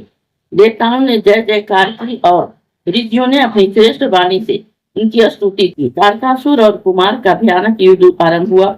दोनों वीर हाथ में शक्ति लेकर परस्पर युद्ध करने लगे। दोनों महाबली एक दूसरे पर भीषण प्रहार करने लगे। बैतालिक और खेचर मत का युद्ध आरंभ हुआ। एक ने दूसरे को मारा। मंत्रों से दोनों परस्पर युद्ध करने लगे। दोनों के अंग साधक हुए। एक ने दूसरे से वध की इच्छा से ही युद्ध किया। दोनों के अंग प्रत्यंग घायल हुए। तब सब देवता और गंधर्व बैठकर संग्राम देखने और यह कहने लगे कि देखें किसकी जय होती है। उसी समय ही आकाशवाणी हुई कि कुमार ही तारक को मारेगा। तुम लोग चिंता न करो, यहाँ तो पुत्र रूप से शंकर जी ही तुम्हारे लिए युद्ध करने आए हैं। यह सुनकर कार्तिकेय को भी प्रसन्नता हुई। उन्होंने सुख पूर्वक ही तारक को मारने में मन लगाया। उन्होंने शीघ्र ही तारक की छाती पर अपनी शक्ति चला दी। तो उसके उत्तर में ही तारक ने भी कुमार पर अपनी शक्ति छोड़ी। उसके आघात से शंकर पुत्र मूर्छित हो गए, परंतु महर्षि से प्रार्थित होते ही वे क्षण मात्र में ही उठ बैठे और सिंह के समान ही गर्जन कर फिर उस पर भी अपनी शक्ति छोड़े। दोनों ने शक्ति से एक दूसरे को आघात पहुंचाया। लोग आश्चर्य करने लगे। वायु का चलना बंद हो गया। सूर्य कांतिहीन हो गए।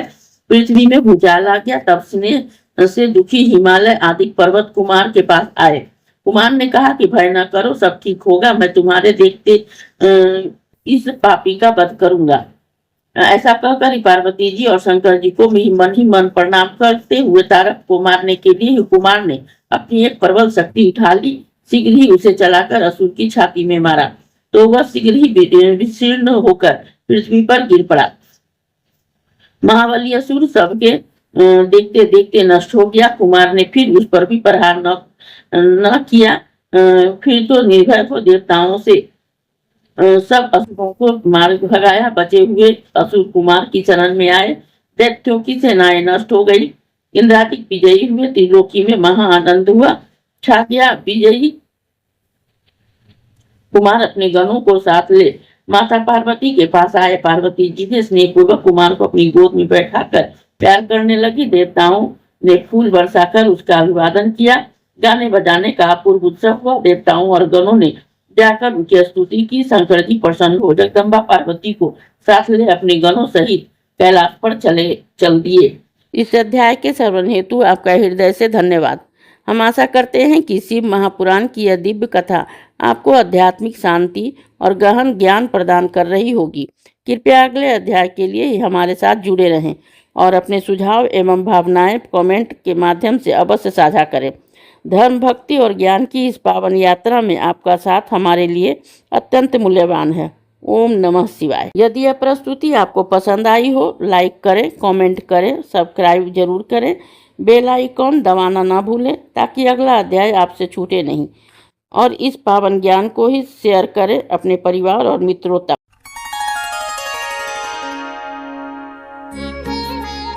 आपका हमारी आध्यात्मिक यात्रा में हार्दिक स्वागत है। आप सुन रहे हैं शिव महापुराण, जो सनातन धर्म के ही अनमोल ग्रंथों में से एक है। इस श्रृंखला में हम आपके लिए ही इस दिव्य ग्रंथ के प्रत्येक अध्याय का शाश्वत पाठ प्रस्तुत करेंगे। आइए इस ज्ञान और धर्म की ही यात्रा को आरंभ करें। भगवान महादेव की महिमा और उपदेश से ही सजी इस पावन कथा के साथ ही ओम नमः शिवाय। 11वां अध्याय कुमार के प्रलंब विजय।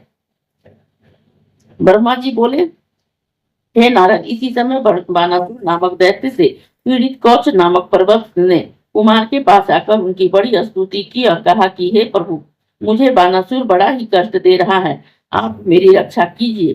तब कौच की स्तुति से प्रसन्न हो स्कंद जी ने उनसे संतावना दी और शिव जी का ध्यान कर वहीं से बैठे बैठे बाण के लिए ही जो एक शक्ति छोड़ी वह उसे भस्म कर शीघ्र ही कुमार के पास लौट आई। कुमार ने कौच से कहा कि अब तुम निर्भय हो गए, अपने घर जाओ।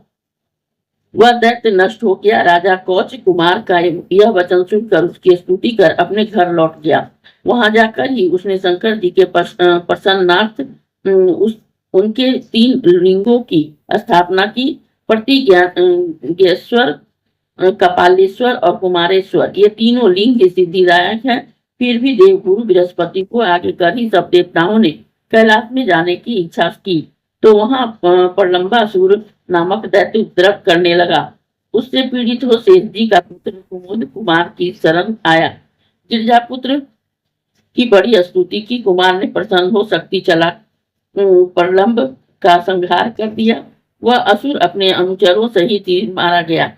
शेष पुत्र कुमुद फिर शिव पुत्र कुमार की स्तुति कर अपने घर पाताल आया और कुमार का सबसे अद्भुत चरित्र कहा। जो मनुष्य कुमार के इस चरित्र को पढ़ता है, सुनता है, उसे शिवलोक की प्राप्ति होती है तथा वह यहाँ परम सुख भोग कर ही अंत में दिव्य मोक्ष को भी प्राप्त करता है। इस अध्याय के श्रवण हेतु आपका हृदय से धन्यवाद।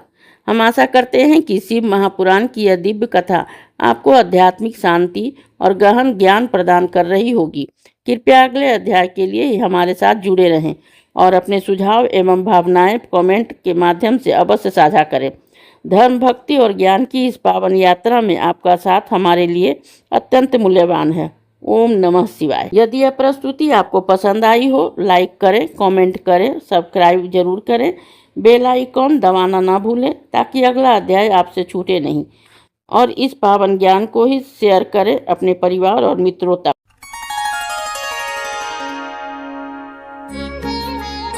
आपका हमारी आध्यात्मिक यात्रा में हार्दिक स्वागत है। आप सुन रहे हैं शिव महापुराण, जो सनातन धर्म के ही अनमोल ग्रंथों में से एक है। इस श्रृंखला में हम आपके लिए ही इस दिव्य ग्रंथ के प्रत्येक अध्याय का शाश्वत पाठ प्रस्तुत करेंगे। आइए इस ज्ञान और धर्म की ही यात्रा को आरंभ करें। भगवान महादेव की महिमा और उपदेश से ही सजी इस पावन कथा के साथ ही ओम नमः शिवाय। 12वां अध्याय, स्वामी कार्तिकेय का चरित्र वर्णन। ब्रह्मा जी कहते हैं कि विष्णु आदि सब देवता परमोत्सव कारण ही कुमार को कैलाश चलने से की प्रेरणा देने लगे। कुमार ने पर्वतराज हिमालय को आशीर्वचन देकर कैलाश की यात्रा की। देवता मांगलिक जय शब्द करने लगे। कुमार एक परम दिव्य विमान पर बैठ अपने साथ देवताओं को बैठाकर शिव जी की जय बोलते हुए उनके पास आए। आनंद ध्वनि करते हुए सब शिव जी के पर्वत पर पहुंचे। विष्णु आदि ने शिव जी को प्रणाम कर उनकी बड़ी स्तुति की।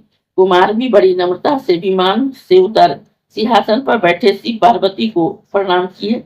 शिव जी ने आनंद में आकर पुत्र का मुख चुंबन किया। तारक शत्रु ब्रह्मा प्रभु कुमार पर ही बड़ा स्नेह किया। पार्वती जी ने भी कुमार को उठाकर गोद में बिठा लिया और सिर पर हाथ रखकर चुंबन किया। शिव पार्वती का उस पर बड़ा प्रेम हुआ। शिव मंदिर में ही बड़ा उत्सव मनाया गया। नमस्कार और जय शब्द बहुत शब्द हुआ। विष्णु आदि देवताओं ने स्कंद जी को आगे करके फिर विष्णु के आदि देवताओं से बोले कि मैं देवताओं के लिए कृपा का शंकर हूँ, कृपा कर कोश हूँ। मैं दुष्टों को मारने वाला त्रिलोकी का अधिपति भक्त वत्सल शंकर हूँ। मैं सबका कर्ता भक्ता हरता और विकार रहित हूँ। तुम पर जब दुख पड़े तो मुझे स्मरण करो, मैं तुम्हें सुखी करूंगा।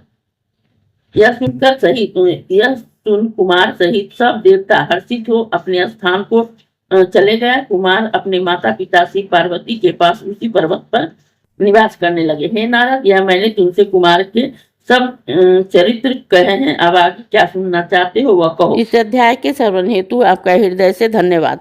हम आशा करते हैं कि शिव महापुराण की यह दिव्य कथा आपको आध्यात्मिक शांति और गहन ज्ञान प्रदान कर रही होगी।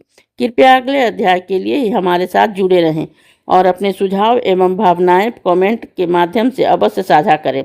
धर्म, भक्ति और ज्ञान की इस पावन यात्रा में आपका साथ हमारे लिए अत्यंत मूल्यवान है। ओम नमः शिवाय। यदि यह प्रस्तुति आपको पसंद आई हो, लाइक करें, कमेंट करें, सब्सक्राइब जरूर करें, बेल आइकॉन दबाना ना भूलें ताकि अगला अध्याय आपसे छूटे नहीं। और इस पावन ज्ञान को ही शेयर करें अपने परिवार और मित्रों तक।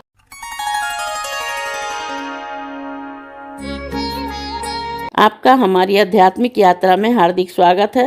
आप सुन रहे हैं शिव महापुराण, जो सनातन धर्म के ही अनमोल ग्रंथों में से एक है। इस श्रृंखला में हम आपके लिए ही इस दिव्य ग्रंथ के प्रत्येक अध्याय का शाश्वत पाठ प्रस्तुत करेंगे।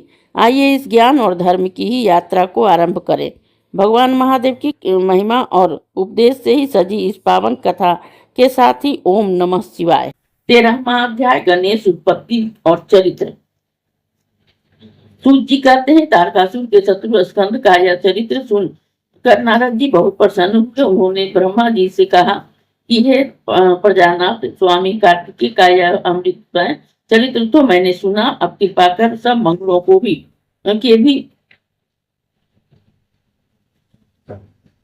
मंगल श्री गणेश जी का दिव्य चरित्र मुझे सुनाइए। तब नारद जी ने इस प्रकार के वचनों को सुनकर ब्रह्मा जी प्रसन्न हो शिव जी का स्मरण करते हुए बोले कि हे नारद जी, कल्प भेद में गणेश जी के कई प्रकार के चरित्र हैं। उनमें से एक बार शनि की दृष्टि से उसका सिर छेदन हुआ और हाथी का सिर जुड़ा श्वेत कल्प में ही होने वाले गणेश जी की उत्पत्ति कहता हूँ, जिसमें ही कृपालु शंकर जी ने भी उनका सिरोच्छेदन किया था। सृष्टिकर्ता शंकर के विषय में ही यह सब कुछ भी संदेह करना योग्य नहीं है, क्योंकि सबके पति शंकर जी सगुण भी हैं और निर्गुण भी। वह लीला से ही सब जगत की उत्पत्ति, पालन और संहार करते हैं। हे मुनि, अब आदर सहित उनके चरित्र को सुनो। जब विवाह कर शिव जी कैलाश पर चले गए, तब कुछ समय व्यतीत होने पर ही गणपति का जन्म हुआ। एक समय की बात है, जया और विजया नामक पार्वती जी की दो सखियों ने परस्पर विचार कर पार्वती से जाकर कहा कि शंकर जी के द्वार पर जो हमारे असंख्य गण और द्वारपाल विराजमान है रहते हैं, उन पर हमारा अधिकार होते हुए भी कुछ भी अधिकार नहीं है, क्योंकि हमारा मन उनसे नहीं मिलता। अतः हे भगवती, हे पुण्यशीले, एक हमारा भी तो कोई गण होना चाहिए। आप उसकी रचना कीजिए। देवी पार्वती को सखियों की यह बात प्रिय लगी और उन्होंने उसकी रचना की इच्छा की।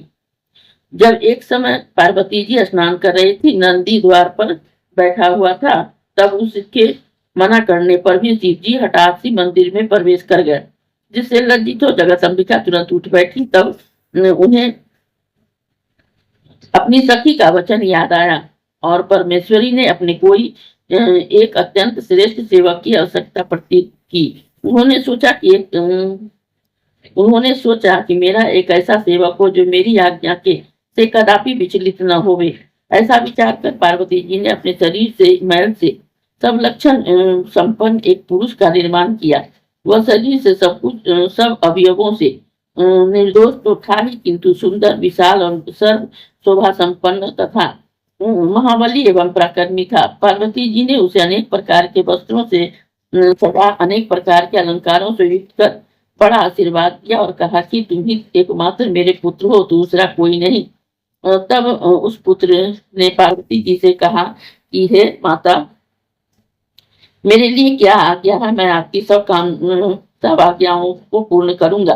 पार्वती जी ने कहा कि तुम मेरे द्वार के रक्षक रहो। मेरी आज्ञा के बिना कोई कैसा भी क्यों न हो मेरे घर के भीतर न आवे पावे, कितना भी कोई हट क्यों न करे, तुम उसे न आने देना। ऐसा कहकर पार्वती जी ने गणेश के हाथों में एक लकड़ी दे दी और प्रेम से ही मुख चूमकर द्वार पर बैठा दिया। वह लकड़ी ले गणेश जी माता के हितार्थ द्वार पर जा बैठे। तब पार्वती जी फिर जब अंदर जाने लगी तो शिव जी को न जानकर गणेश्वर ने कहा कि मेरी माता की आज्ञा से बिना आप नहीं जा सकते। माता इस समय स्नान कर रही है, तुम कहाँ जाते हो, यहाँ से चले जाओ। यह कहकर ही गणेश जी ने लकड़ी से ले उन्हें रोक दिया। शिव जी ने कहा कि मूर्ख, तू किसको रोकता है, क्या तू मुझे नहीं जानता, मैं शिव हूँ। यह सुनते ही गणेश जी ने महेश्वर पर लकड़ी की प्रहार कर दिया। इस प्रकार महेश्वर ने क्रुद्ध होकर कहा कि हे बालक, तू मूर्ख है, क्या नहीं जानता कि मैं गिरजापति शंकर हूँ। अरे बालक, मैं अपने ही घर में जाता हूँ, तू मुझे क्यों रोकता है? ऐसा कहकर जब गणेश जी की परवाह न कर शिव जी पुनः भीतर जाने लगे तो गणेश जी ने फिर उन पर लकड़ी का प्रहार कर। इस पर शिव जी ने क्रुद्ध हो अपने गणों से आज्ञा दे दी कि इसको रोको। ऐसा कहकर शिव जी बाहर स्थित रहे, अद्भुत लीलाधारी संसार को अपनी लीला दिखाने लगे। इस अध्याय के श्रवण हेतु आपका हृदय से धन्यवाद। हम आशा करते हैं कि शिव महापुराण की यह दिव्य कथा आपको आध्यात्मिक शांति और गहन ज्ञान प्रदान कर रही होगी। कृपया अगले अध्याय के लिए हमारे साथ जुड़े रहें और अपने सुझाव एवं भावनाएं कमेंट के माध्यम से अवश्य साझा करें। धर्म, भक्ति और ज्ञान की इस पावन यात्रा में आपका साथ हमारे लिए अत्यंत मूल्यवान है। ओम नमः शिवाय। यदि यह प्रस्तुति आपको पसंद आई हो, लाइक करें, कमेंट करें, सब्सक्राइब जरूर करें, बेल आइकॉन दबाना ना भूलें ताकि अगला अध्याय आपसे छूटे नहीं। और इस पावन ज्ञान को ही शेयर करें अपने परिवार और मित्रों तक।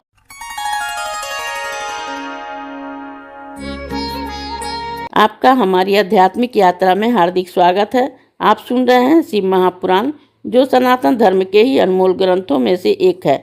इस श्रृंखला में हम आपके लिए ही इस दिव्य ग्रंथ के प्रत्येक अध्याय का शाश्वत पाठ प्रस्तुत करेंगे। आइए इस ज्ञान और धर्म की ही यात्रा को आरंभ करें। भगवान महादेव की महिमा और उपदेश से ही सजी इस पावन कथा के साथ ही ओम नमः शिवाय। 14वां अध्याय शिव जी के गणों से पार्वती गण गणेश का विवाद। ब्रह्मा जी कहते हैं कि अब वे सब गण किसी जी की आज्ञा से ही वहां जाकर उस द्वारपाल से उसका परिचय पूछने और यह कहने लगे कि यदि तू जीना चाहता है तो यहाँ से दूर हो जा। इस पर गणेश जी क्रुद्ध हो हाथ में दंड लिए उन गणों से ही निर्भय होकर बोले कि तुम सब यहाँ से चले जाओ, मेरा विरोध करना अच्छा नहीं है। गणेश जी के ये वचन सुनकर शिव जी के गण हंसने लगे और पुनः क्रुद्ध होकर बोले कि हम सब शिव जी के श्रेष्ठ गण है, तुमको यहाँ से हटाने के लिए ही आए हैं। अब तक हमने गन मांगकर ही छोड़ दिया था, नहीं तो मार दिए जाते गए होते। अतः क्यों मरना चाहते हो, भाग जाओ। यह सुनकर ही निर्भीक पार्वती पुत्र ने उन्हें धुड़क दिया और द्वार से न हटे। इस पर शिव जी के गण लौट गए और जाकर सब बातें सुनाई। उसे सुनकर शिव जी अपने गणों को नपुंसक कहकर डांटने लगे और कहा कि मैं कुछ नहीं जानता, जैसे भी हो जाकर उस गण को हटाओ। वे गण फिर वहीं लौटकर द्वारपाल से पूछने लगे कि वास्तव में तुम कौन हो और यहाँ पर क्यों स्थित हो और तुम्हें किसने यहाँ पर विस्थापित किया है, क्यों मरना चाहते हो, भाग जाओ, नहीं तो अभी तेरे प्राण ले लूंगा। यह सुनकर गणेश जी कुपित हो अपने हाथों से लाठी पकड़कर उन पर कहने वाले गणों को डांटने मारने लगे और यह कहने लगे कि जाओ जाओ, दूर हो जाओ, नहीं तो मैं अभी तुम्हें अपना उग्र पराक्रम दिखाता हूँ। यह सुनकर शिव गणों को बड़ी चिंता हुई कि क्या करें और कहाँ जाएं। मर्यादा का अतिक्रमण हो रहा है, ऐसा विचार कर वे गण शिव जी के पास फिर गए और एक कोस की दूरी से ही चिल्लाकर भक्त उक्त बातें कहने लगे। इस पर हाथ में त्रिशूल लिए हुए उग्र बुद्धि वाले शिव जी ने अपनी गणों से कहा कि हे गणों, तुम सब नपुंसक हो, जाओ और मारो। कोई भी हो, अधिक कहने से क्या है, उसको शीघ्र ही वहां से हटाओ। और अब वे गण फिर पार्वती मंदिर पर उस द्वारपाल गणेश के पास आए। जब हटने को कहा तो गणेश जी ने कहा कि मैं पार्वती का पुत्र हूँ, कदापि नहीं हट सकता। इतने में ही द्वार पर हो हल्ला होता सुनकर पार्वती ने अपनी एक सखी को भेजा, देख वहाँ क्या हो रहा है। सखी ने देखकर ही हर्षित हो सब वृत्तांत पार्वती जी से कहा। साथ यह भी कहा कि अच्छा हुआ और जो नहीं आने दिया, अन्यथा शिव जी तो सर्वदा ही बिना कहे सुने ही अंदर घुस आया करते हैं। ये देवी, तुमको अपना मान नहीं छोड़ना चाहिए। पार्वती जी ने कहा कि ठीक है, परंतु यह तो देखो कि क्षण भर के लिए ही मेरा पुत्र द्वार पर स्थित न हुआ था कि उनके गण आकर बलात्कार करने लगे। फिर मैं विनय और नम्रता को क्यों अपनाऊं, जो होगा देखा जाएगा। यह विचार कर पार्वती जी ने ही फिर एक सखी को द्वार पर भेजा। उसने आकर गणेश जी से कहा कि हे भद्र, तुमने ठीक किया है, उन्हें बल से घुसने नहीं दिया। तुमको यह सब गण जीत नहीं सकते हैं, इसमें शत्रुता की भी कोई बात नहीं है। तब सखी द्वारा माता के संदेश पाकर ही गणेश जी बड़े प्रसन्न हुए और उन्हें बड़ा बल प्राप्त हुआ। अब वे अपनी कच्छ पगड़ी और जंघिया को कस बांधकर निर्भय हो उस गणों से बोले कि मैं तो पार्वती का पुत्र हूँ, तुम सब शिव के गण हो। समता प्राप्त दोनों दोनों अपना कर्तव्य पालन करें। क्या एक तुम ही द्वारपाल हो, मैं नहीं? यदि तुम सब यहाँ स्थित हो तो मैं भी यहाँ ही स्थित रहूंगा। इस समय मैं पार्वती जी की आज्ञा से स्थित हो, उनकी आज्ञा का पालन करूंगा, तुम भी शिव की आज्ञा का पालन करो। यह सुनकर शिव जी के गण हठपूर्वक ही फिर मंदिर में नहीं गए और शिव जी के पास लौटकर ही सब वृत्तांत निवेदन किए। यह सुनकर शिव जी लौकी की गति का आश्रय ले अपने गणों को बोले कि अच्छा तो अब युद्ध न करो, क्योंकि तुम सब हमारे गण हो। वह पार्वती का गण है, परंतु विनय करने से भी लोक में हमारी अप्रतिष्ठा होगी। सब यही कहेंगे कि शिव जी स्त्री के बस में है। इस कारण अब नीति युक्त कार्य करो। वह अकेला गण तुम सबके आगे क्या पराक्रम दिखाएगा, फिर पति के आगे स्त्री का क्या हट करती है। यदि पार्वती हट करेगी तो अवश्य ही हट का फल पावेगी। निदान मेरी आज्ञा से तुम लोग युद्ध ही करो, जो होगा देखा जाएगा। ऐसा कहकर ही लौकी लीला करने वाले शिव जी चुप हो गए। इस अध्याय के श्रवण हेतु आपका हृदय से धन्यवाद। हम आशा करते हैं कि शिव महापुराण की यह दिव्य कथा आपको आध्यात्मिक शांति और गहन ज्ञान प्रदान कर रही होगी। कृपया अगले अध्याय के लिए हमारे साथ जुड़े रहें और अपने सुझाव एवं भावनाएं कमेंट के माध्यम से अवश्य साझा करें। धर्म, भक्ति और ज्ञान की इस पावन यात्रा में आपका साथ हमारे लिए अत्यंत मूल्यवान है। ओम नमः शिवाय। यदि यह प्रस्तुति आपको पसंद आई हो, लाइक करें, कमेंट करें, सब्सक्राइब जरूर करें, बेल आइकॉन दबाना ना भूलें ताकि अगला अध्याय आपसे छूटे नहीं, और इस पावन ज्ञान को ही शेयर करें अपने परिवार और मित्रों तक।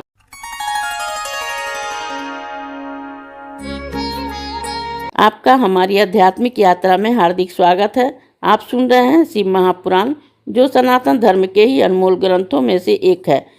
इस श्रृंखला में हम आपके लिए ही इस दिव्य ग्रंथ के प्रत्येक अध्याय का शाश्वत पाठ प्रस्तुत करेंगे। आइए इस ज्ञान और धर्म की ही यात्रा को आरंभ करें। भगवान महादेव की महिमा और उपदेश से ही सजी इस पावन कथा के साथ ही ओम नमः शिवाय। 15वां अध्याय शिव गणों के से गणेश का युद्ध वर्णन। ब्रह्मा जी बोले कि अब विभु की आज्ञा पाके सब गण निर्भय हो सज कर शिव जी के मंदिर में आए। उधर गणेश जी भी सजे हुए तैयार थे। शिव जी को देखकर ही गणेश जी ने उनसे कहा कि मैं अकेला माता की आज्ञा का पालन करूंगा। आज तुम सब मुझे अकेले पार्वती पुत्र का बल देखो। शिव जी के गणों का ही बल आज देखा जाएगा। मैंने तो पहले कभी युद्ध भी नहीं किया था, परंतु तुम सब तो युद्ध दुर्मद हो। अब तो हमारे और तुम्हारी लज्जा की रक्षा शिव पार्वती ही करेंगे। ऐसा विचार कर अपने स्वामी की आज्ञा पालने के लिए हे मुझ अकेले से ही सब युद्ध करो। मैं भी अपनी माता के लिए ही अकेले ही तुम सबसे युद्ध करूंगा। अब यह युद्ध कैसा होगा यह कोई नहीं जानता, और त्रिलोकी में ऐसा कोई नहीं है जो कि इस युद्ध को रोक सके। जब इस प्रकार से दंड पाने गणेश ने उस गणों को फटकारा तो वे अनेक प्रकार के आयुध लेकर उन पर टूट पड़े। अकेले ही गणेश जी शिव जी के असंख्य गणों से युद्ध करने लगे, परंतु शिव जी का कोई भी गण उन्हें युद्ध में परास्त न कर सका। उन्होंने अकेले ही उन सब गणों को मारकर भगा दिया। सैकड़ों और सहस्त्रों की संख्या में वे गण पलायन करने लगे। गणेश जी लौटकर फिर द्वार पर आ गए। खड़े हुए नारद जी की प्रेरणा से विष्णु आदि सभी देवता शिव जी के पास गए। स्तुति कर युद्ध का वृत्तांत पूछा। शिव जी ने कहा कि मेरे मंदिर में के द्वार पर एक बड़ा ही बलवान बालक हाथ में लकड़ी लिए उपस्थित है, जो घर में जाता है उसे जाने नहीं देता है। यदि ब्रह्मा चाहे तो वहां जाकर इस क्लेश को दूर करे। यह सुनकर शिव जी की माया से मोहित हो ब्रह्मा कुछ ऋषियों को साथ ले बालक के पास गए। मुझे आते देखकर बालक गणेश क्रोधवश दौड़कर मेरी दाढ़ी मूछ नोचने लगी तब मैंने कहा कि हे देव, क्षमा करो, मैं युद्ध के लिए नहीं आया हूँ, मैं ब्रह्मा हूँ, मेरे ऊपर कृपा करो, मैं शांति स्थापित कराने आया हूँ। मैं ऐसा कह ही रहा था कि बालक गणेश ने परिध उठा लिया। मैं वहां से ही भाग चला। उसने मेरे सब साथियों को परिध से ताड़ित किया। फिर तो मैंने शंकर जी के पास आकर सब समाचार का सुनाया। उसे सुनकर लीला विशारद शंकर जी को बड़ा ही क्रोध हुआ। उन्होंने ही इंद्रादि देवताओं और अपने भूत बैताली जनों को ही गणेश से युद्ध करने की आज्ञा दे दी। त्रिलोकी में हाहाकार मच गया। उस समय में ही ब्रह्मांड की क्षय होने का ही समय आ गया। लोग चिंता करने लगे, परंतु कार्तिकेय आदि वीरों सहित शिव जी के सब गणों का प्रयास व्यर्थ हो गया। अकेले बालक गणेश को मार मारकर सबके छक्के छुड़ा दिए। एक ही बालक ने शिव जी को परास्त कर की सेना को विचलित कर दिया। एक ने ही सब इंद्रादिक देवताओं को युद्ध से विरत कर दिया, परंतु महाबली कार्तिकेय अब तक भी उस स्थान पर स्थित रहे। शेष सभी शिव के पास भाग गए। तब उसने उस वृत्तांत सुनकर ही परम कुपित रुद्र स्वयं ही वहां गए और चक्रधारी विष्णु की सारी सेना भी उसके पीछे चली। मार्ग में नारद जी भी मिलकर शिव जी से यह कह दिया कि जैसे भी हो शिव गणों की मर्यादा रखिए। ऐसा कह वे वहां से अंतर्ध्यान हो गए। इस अध्याय के श्रवण हेतु आपका हृदय से धन्यवाद। हम आशा करते हैं कि शिव महापुराण की यह दिव्य कथा आपको आध्यात्मिक शांति और गहन ज्ञान प्रदान कर रही होगी। कृपया अगले अध्याय के लिए हमारे साथ जुड़े रहें और अपने सुझाव एवं भावनाएं कमेंट के माध्यम से अवश्य साझा करें। धर्म, भक्ति और ज्ञान की इस पावन यात्रा में आपका साथ हमारे लिए अत्यंत मूल्यवान है। ओम नमः शिवाय। यदि यह प्रस्तुति आपको पसंद आई हो, लाइक करें, कमेंट करें, सब्सक्राइब जरूर करें, बेल आइकॉन दबाना ना भूलें ताकि अगला अध्याय आपसे छूटे नहीं। और इस पावन ज्ञान को ही शेयर करें अपने परिवार और मित्रों तक।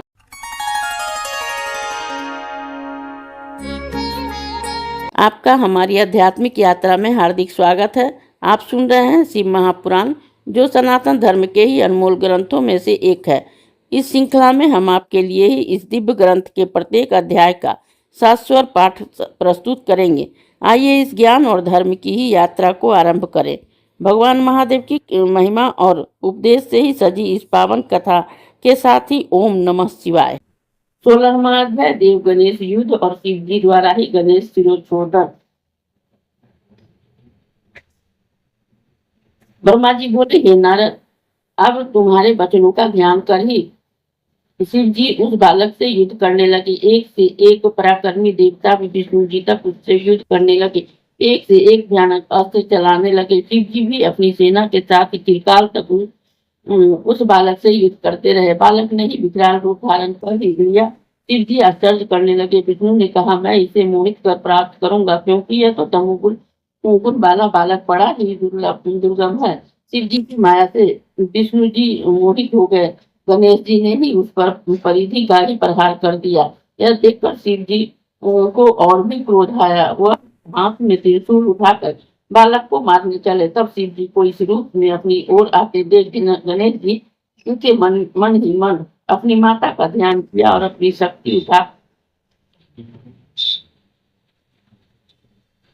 महादेव जी के हाथों पर प्रहार कर दिया। उस समय महावीर गणेश की शक्ति महादेव जी से भी बढ़ी हुई थी। उस शक्ति से के लगने से परमात्मा शिव के हाथों में उसका धनुष गिर पड़ा। तब धनुष को ही गिरते देखकर शिव जी ने पिनाक उठा लिया, परंतु गणेश्वर ने एक परिध मारकर ही उनका पिनाक भी पृथ्वी पर गिरा दिया। फिर हाथ में शूल उठा गणेश जी ने शिव जी के पांचों हाथों में ही मारकर उन्हें व्यर्थ कर दिया। शिव जी ने कहा कि वाह, जब मेरी ही यह दशा है तो मेरे गणों की भी क्या दशा न होगी। फिर तो उसी समय ही शक्ति से दिए बल से युक्त ही वीर गणेश जी ने परिध उठा शिव जी के सब गणों और सब देवताओं को भी तारित कर दिया। परिध से व्याकुल हुए वे देवता और गण दूर भाग गए। विष्णु जी उस महाबली रंग प्रिय गण को देखकर कहने लगे कि इसको धन्य है। हमने बहुत से देव दानव दैत्य, यक्ष, गंधर्व और राक्षस देखे हैं, पर इस गणेश्वर की क्षमता को कोई भी नहीं पा सकता। विष्णु जी ऐसा कह ही रहे थे कि शक्ति पुत्र गणेश जी ने उस पर भी अपने परिध का प्रहार कर दिया। तब विष्णु जी ने शिव जी के चरण कमलों का ध्यान कर चक्र उठाकर ही परिध के टुकड़े टुकड़े कर दिए। गणेश जी उसी खंडित परिध से ही विष्णु जी को फिर मारने लगे, परंतु गरुड़ जी उनके सब प्रहारों को व्यक्त कर देते थे। इस पर महावीर विष्णु और गणेश्वर को युद्ध करते बहुत समय बीत गया। इस बीच गणेश जी ने विष्णु जी को मार मार कर मूर्छित भी बना दिया। फिर भी विष्णु जी उठकर शिवा पुत्र के साथ संग्राम करते रहे। यह देखकर शिव जी को बड़ा क्रोध आया। उन्होंने त्रिशूल उठाकर सीधे उस बालक का सिर काट दिया। देवताओं और गणों की सेना निश्चिंत हो गई। हे नारद जी, उसी समय तुमने जाकर यह सब बातें देवी से कह दी और यह भी कह दिया कि तुम अपना मान किसी प्रकार भी न त्यागना। हे कलह प्रिय नारद, ऐसा कहकर तुम अंतर्ध्यान हो गए। इस अध्याय के श्रवण हेतु आपका हृदय से धन्यवाद। हम आशा करते हैं कि शिव महापुराण की यह दिव्य कथा आपको आध्यात्मिक शांति और गहन ज्ञान प्रदान कर रही होगी। कृपया अगले अध्याय के लिए हमारे साथ जुड़े रहें और अपने सुझाव एवं भावनाएं कमेंट के माध्यम से अवश्य साझा करें।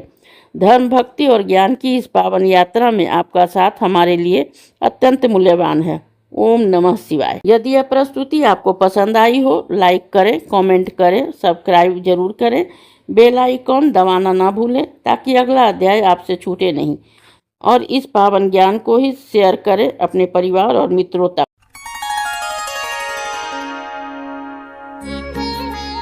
आपका हमारी आध्यात्मिक यात्रा में हार्दिक स्वागत है। आप सुन रहे हैं शिव महापुराण, जो सनातन धर्म के ही अनमोल ग्रंथों में से एक है।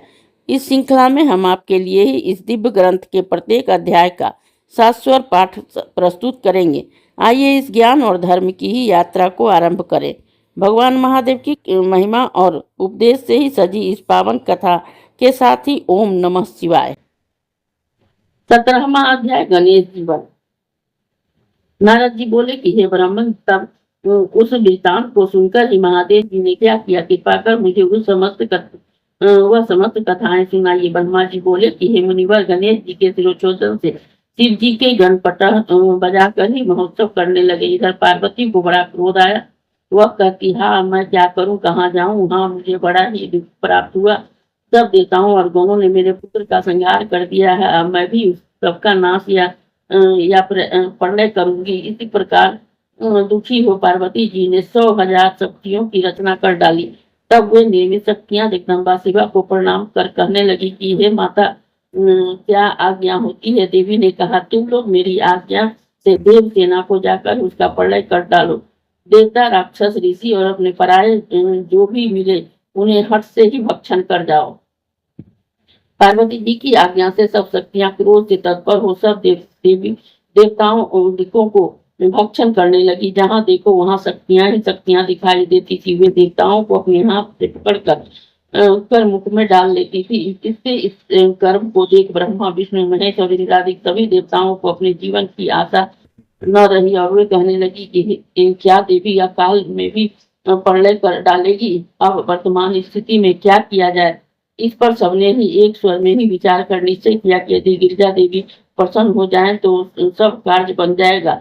लौकिक गति से दिखाते हुए शंकर जी भी बड़े दुख को प्राप्त हो सबको होने लगे, परंतु शक्तियां के आतंक से देवता निष्प्राण हो गए थे। क्रोधमयी शिवा के ही मंदिर में जाने का उसका साहस न होता था। पार्वती का महाप्रकाशित तेज सभी को संतप्त कर रहा था। सारे देवता भयभीत हो दूर ही थे। उसी समय दिव्य दर्शन नारद जी वहां आए तथा ब्रह्मा, विष्णु और शंकर को प्रणाम कर शांति स्थापना का विचार करने लगे। तब सब देवताओं ने कहा कि हे नारद, तुम्हें अग्रणी बना शिवा के पास ही चलने का हमने प्रस्ताव स्वीकार किया है। सबने शिवा के पास पहुंचकर ही अनेक स्रोतों से उनकी स्तुति की। उसे सुनकर वह परा देवी कुछ न बोली और क्रोध दृष्टि से उसकी ओर देखती रही। तब ऋषियों ने कहा कि हे देवी क्षमा करो, इस समय संहार हुआ चाहता है। हे अंबिके, तुम्हारे स्वामी भी यहाँ स्थित हैं, उनको तो देखो। साथ ही हम ब्रह्मा विष्णु आदि देवता, आपकी समस्त प्रजाएं यहाँ हाथ जोड़े खड़े हैं। हे परमेश्वरी, अब इस सब का अपराध क्षमा कीजिए, हम सभी व्याकुल हैं हमारी शांति की। जब इस तरह प्रकार कहते हुए ही देवता बड़ी दीनता और व्याकुलता से हाथ जोड़े हुए चंडिका के समक्ष खड़े हो गए। तब वह भगवती करुणा करके उन देवताओं को इस प्रकार बोली कि यदि मेरा पुत्र जी जाए, तुम सबके मध्य में ही पूजनीय हो जाए, तो वह संघार नहीं होगा, अन्यथा शांति नहीं होगी। पर भगवती के ऐसा कहने पर ही सभी देवताओं ने शिव जी के से इसके लिए प्रार्थना की। शिव जी ने कहा कि ठीक है, हम लोगों को वही करना चाहिए जिससे कि सब लोगों का मंगल होवे। अच्छा, तो तुम लोग यहाँ से उत्तर दिशा में चले जाओ और पहले जो मिले उसका सिर काट कर ही गणेश जी के सिर में तोड़ दो, तो यह जी जावेंगे। यह सुनकर ही देवता गणेश जी को लेकर उत्तर दिशा की ओर गए। तो प्रथम इसको एक दांत वाला हाथी मिला। उन्होंने उसका सिर काट कर गणेश जी के शरीर में जोड़ दिया। फिर उन्हें अच्छी तरह धोकर से उसकी पूजा की तथा विष्णु जी से कहा कि जब अब जैसा उचित हो वह सब कृत्य आप कीजिए। विष्णु जी ने वेद मंत्रों से योग को अभिमंत्रित कर शिव को स्मरण कर गणेश जी पर जल छिड़का। जल के छिड़कते ही वह बालक शिव की इच्छा से जाग उठा। उस गजमुख रक्तवर्ण सुंदर कांतिमान बालक का प्रसन्न मदन और सुंदर आकृति से शोभा बड़ी ही दीप्यमान थी। शिवा पुत्र को जीवित हुआ देख सबका दुख दूर हो गया। सबने प्रसन्न हो उन्हें देवी को दिखाया। पार्वती देवी अपने पुत्र को जीवित हुआ देख प्रसन्न हो गई। इस अध्याय के श्रवण हेतु आपका हृदय से धन्यवाद। हम आशा करते हैं कि शिव महापुराण की यह दिव्य कथा आपको आध्यात्मिक शांति और गहन ज्ञान प्रदान कर रही होगी। कृपया अगले अध्याय के लिए हमारे साथ जुड़े रहें और अपने सुझाव एवं भावनाएं कमेंट के माध्यम से अवश्य साझा करें। धर्म, भक्ति और ज्ञान की इस पावन यात्रा में आपका साथ हमारे लिए अत्यंत मूल्यवान है। ओम नमः शिवाय। यदि यह प्रस्तुति आपको पसंद आई हो, लाइक करें, कमेंट करें, सब्सक्राइब जरूर करें, बेल आइकॉन दबाना ना भूलें ताकि अगला अध्याय आपसे छूटे नहीं, और इस पावन ज्ञान को ही शेयर करें अपने परिवार और मित्रों तक।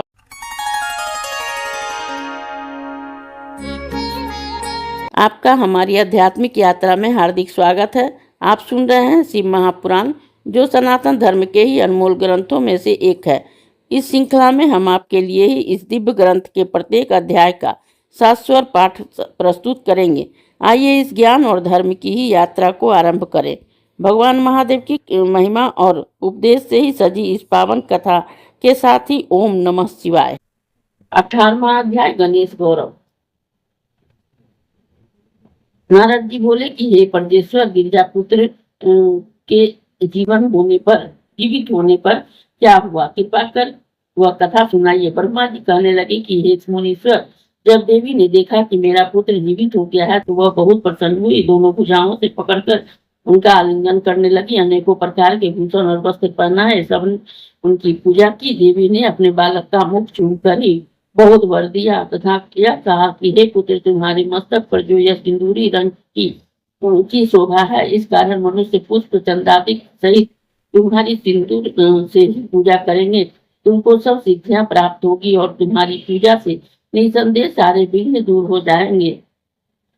पुनः सब देवता शिव जी की पूजा कर भक्ति पूर्वक श्री पार्वती जी के समीप गए और महेशानी के से इस पुत्र को ही तीनों लोगों को सुखार्थ शिव जी की गोद में बैठाया। शिव जी ने अपने कर कमलों से उसको सिर पर फेर कर कहा कि यह मेरा दूसरा पुत्र है। गणेश जी ने उस पुत्र शिव जी को प्रणाम किया तथा सब देवताओं को प्रणाम करते हुए उसने अपने अपराध की क्षमा मांगी। श्री देवी ने वर दिया, सबका पूज्य और गणनाथ ने कहा। सबने गणेश जी विघ्नहर्ता और सब काम फलदायक हुए। साथ ही त्रिदेवों के यह भी कहा कि पहले मनुष्य उसकी पूजा करेंगे, फिर हमारी। तदंतर पहले शिव जी ने सभी मांगलिक वस्तुएं मंगाकर गणेश जी की पूजा की, फिर विष्णु जी ने, फिर मुझ ब्रह्मा ने, फिर पार्वती ने और उसके पीछे अन्य सभी देवताओं ने बड़े आदर से उनकी पूजा की। फिर सब देवताओं में स्वर में ही गणेश जी को सर्वाध्यक्ष का अनेकों वर दिए हे मुनीश्वर। उसी समय पार्वती को जो प्रसन्न हुई थी वह मेरे चारों मुखों से भी नहीं कही जा सकती।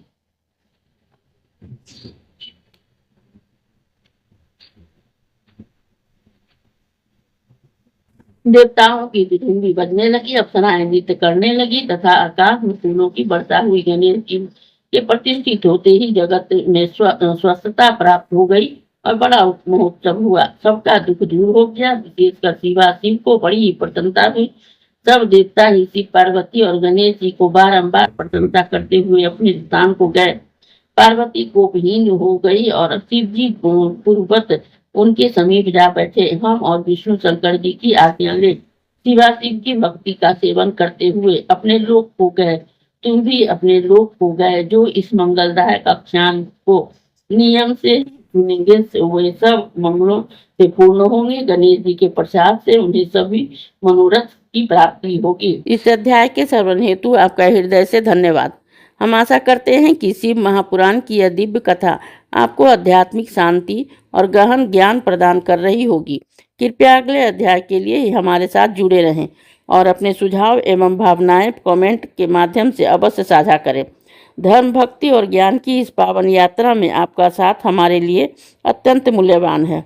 ओम नमः शिवाय। यदि यह प्रस्तुति आपको पसंद आई हो, लाइक करें, कमेंट करें, सब्सक्राइब जरूर करें, बेल आइकॉन दबाना ना भूलें ताकि अगला अध्याय आपसे छूटे नहीं, और इस पावन ज्ञान को ही शेयर करें अपने परिवार और मित्रों तक।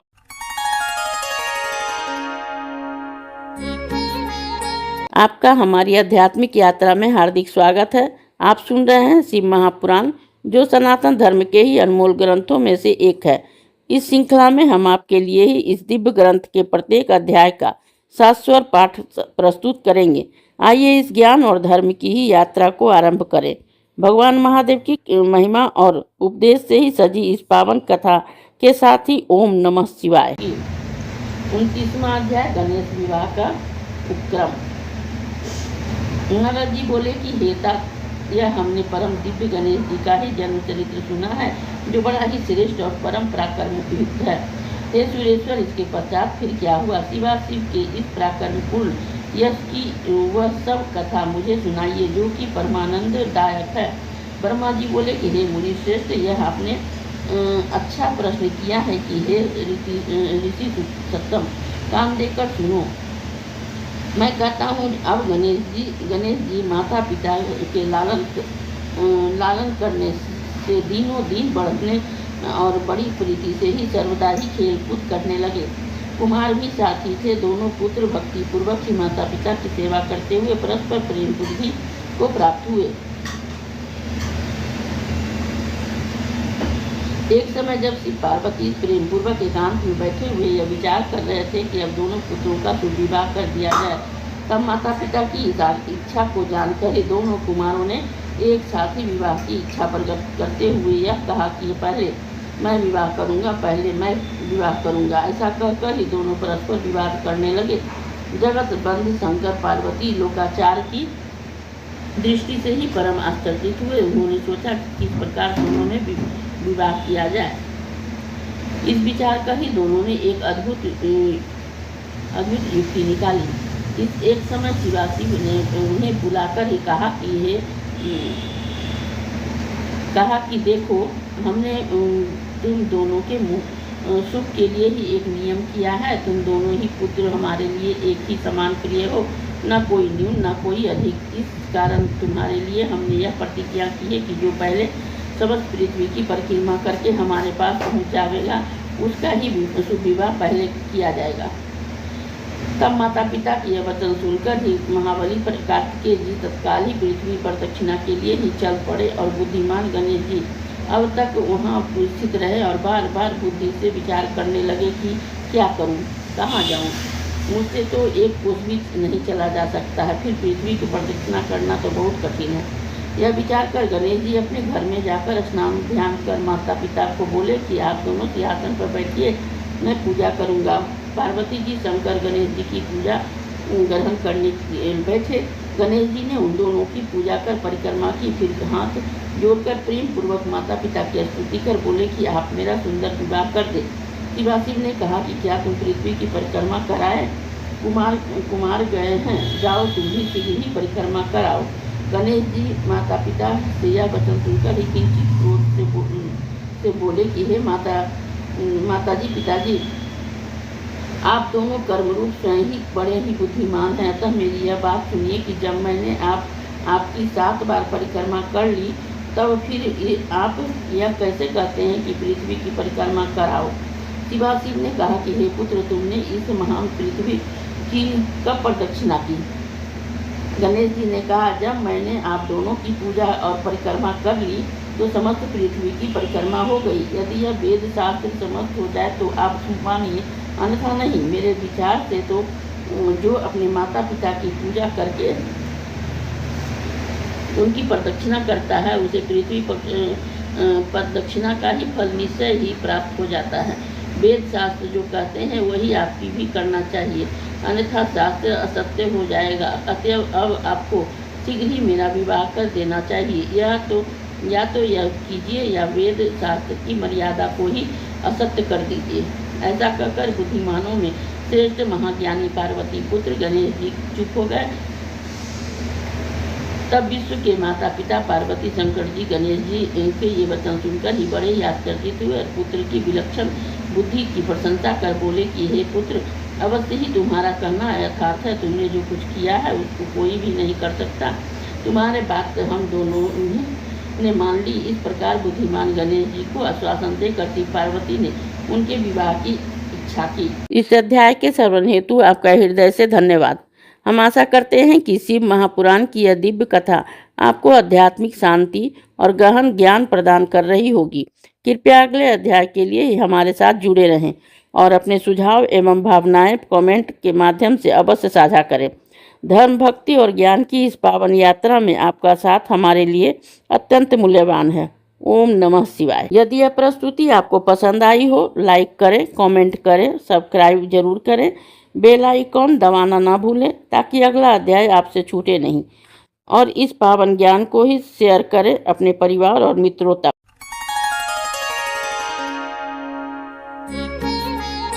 आपका हमारी आध्यात्मिक यात्रा में हार्दिक स्वागत है। आप सुन रहे हैं शिव महापुराण, जो सनातन धर्म के ही अनमोल ग्रंथों में से एक है। इस श्रृंखला में हम आपके लिए ही इस दिव्य ग्रंथ के प्रत्येक अध्याय का शाश्वत पाठ प्रस्तुत करेंगे। आइए इस ज्ञान और धर्म की ही यात्रा को आरंभ करें। भगवान महादेव की महिमा और उपदेश से ही सजी इस पावन कथा के साथ ही ओम नमः शिवाय। 20वां अध्याय, गणेश का विवाह। ब्रह्मा जी बोले, किसी समय विश्वरूप नामक ही प्रजापति ने शिवाशिव के पास ही आकर अपनी सिद्धि और बुद्धि नामक 2 कन्याएं गणेश के लिए ही बातचीत आरंभ की। शिवाशिव ने उनका प्रस्ताव स्वीकार किया और उसके साथ गणेश जी का विवाह निश्चित कर दिया। पार्वती और शंकर के विवाह की तरह ही सब देवता इस विवाह में आए। विश्वकर्मा ने गणेश जी का विवाह कराया। सब देवता और ऋषियों ने बड़ी प्रसन्नता व्यक्त की। गणेश जी भी बहुत प्रसन्न हुए। कितने ही समय पश्चात गणेश जी की दोनों स्त्रियां से 2 सुंदर पुत्र उत्पन्न हुए। सिद्धि के क्षेम और बुद्धि के लाभ।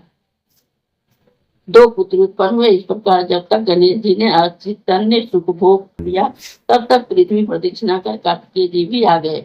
परंतु जब वह घर पहुंचते ही वाले थे कि उसके पहले ही उनकी नारद से भेंट हो गई। तुमने उनसे यह कह दिया कि अब क्या करने जाते हैं हो? तुम्हारे माता पिता ने जैसा किया वैसा कोई भी इस लोक में नहीं कर सकता। तुमको तो पृथ्वी प्रदक्षिणा के लिए भेज दिया है। इधर गणेश जी का परम शोभन विवाह कर दिया। प्रजापति के विषय से 2 सुंदर कन्याएं, उनकी 2 स्त्री हैं, उनके 2 पुत्र भी है हो चुके हैं। इस प्रकार उन्होंने तुमको छला है। मेरी समझ से तुम्हारे माता पिता ने तुम्हारे साथ यह अच्छा नहीं किया।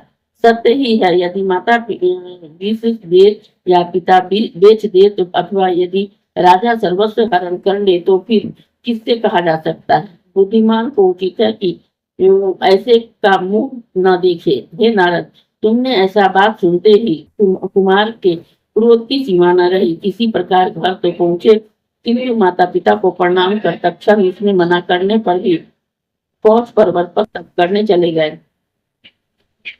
शिव पार्वती ने बहुत पूछा तो कह दिया कि आप दोनों ने मेरे साथ कपट कर व्यवहार किया है। कुमार के विरह से पार्वती को बहुत दुख हुआ।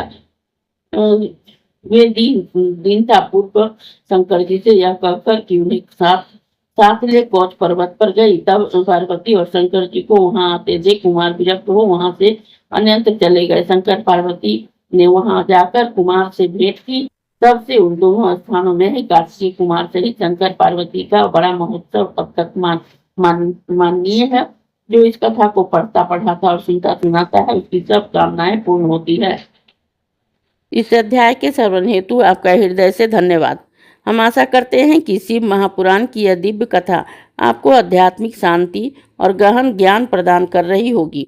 कृपया अगले अध्याय के लिए हमारे साथ जुड़े रहें और अपने सुझाव एवं भावनाएं कमेंट के माध्यम से अवश्य साझा करें।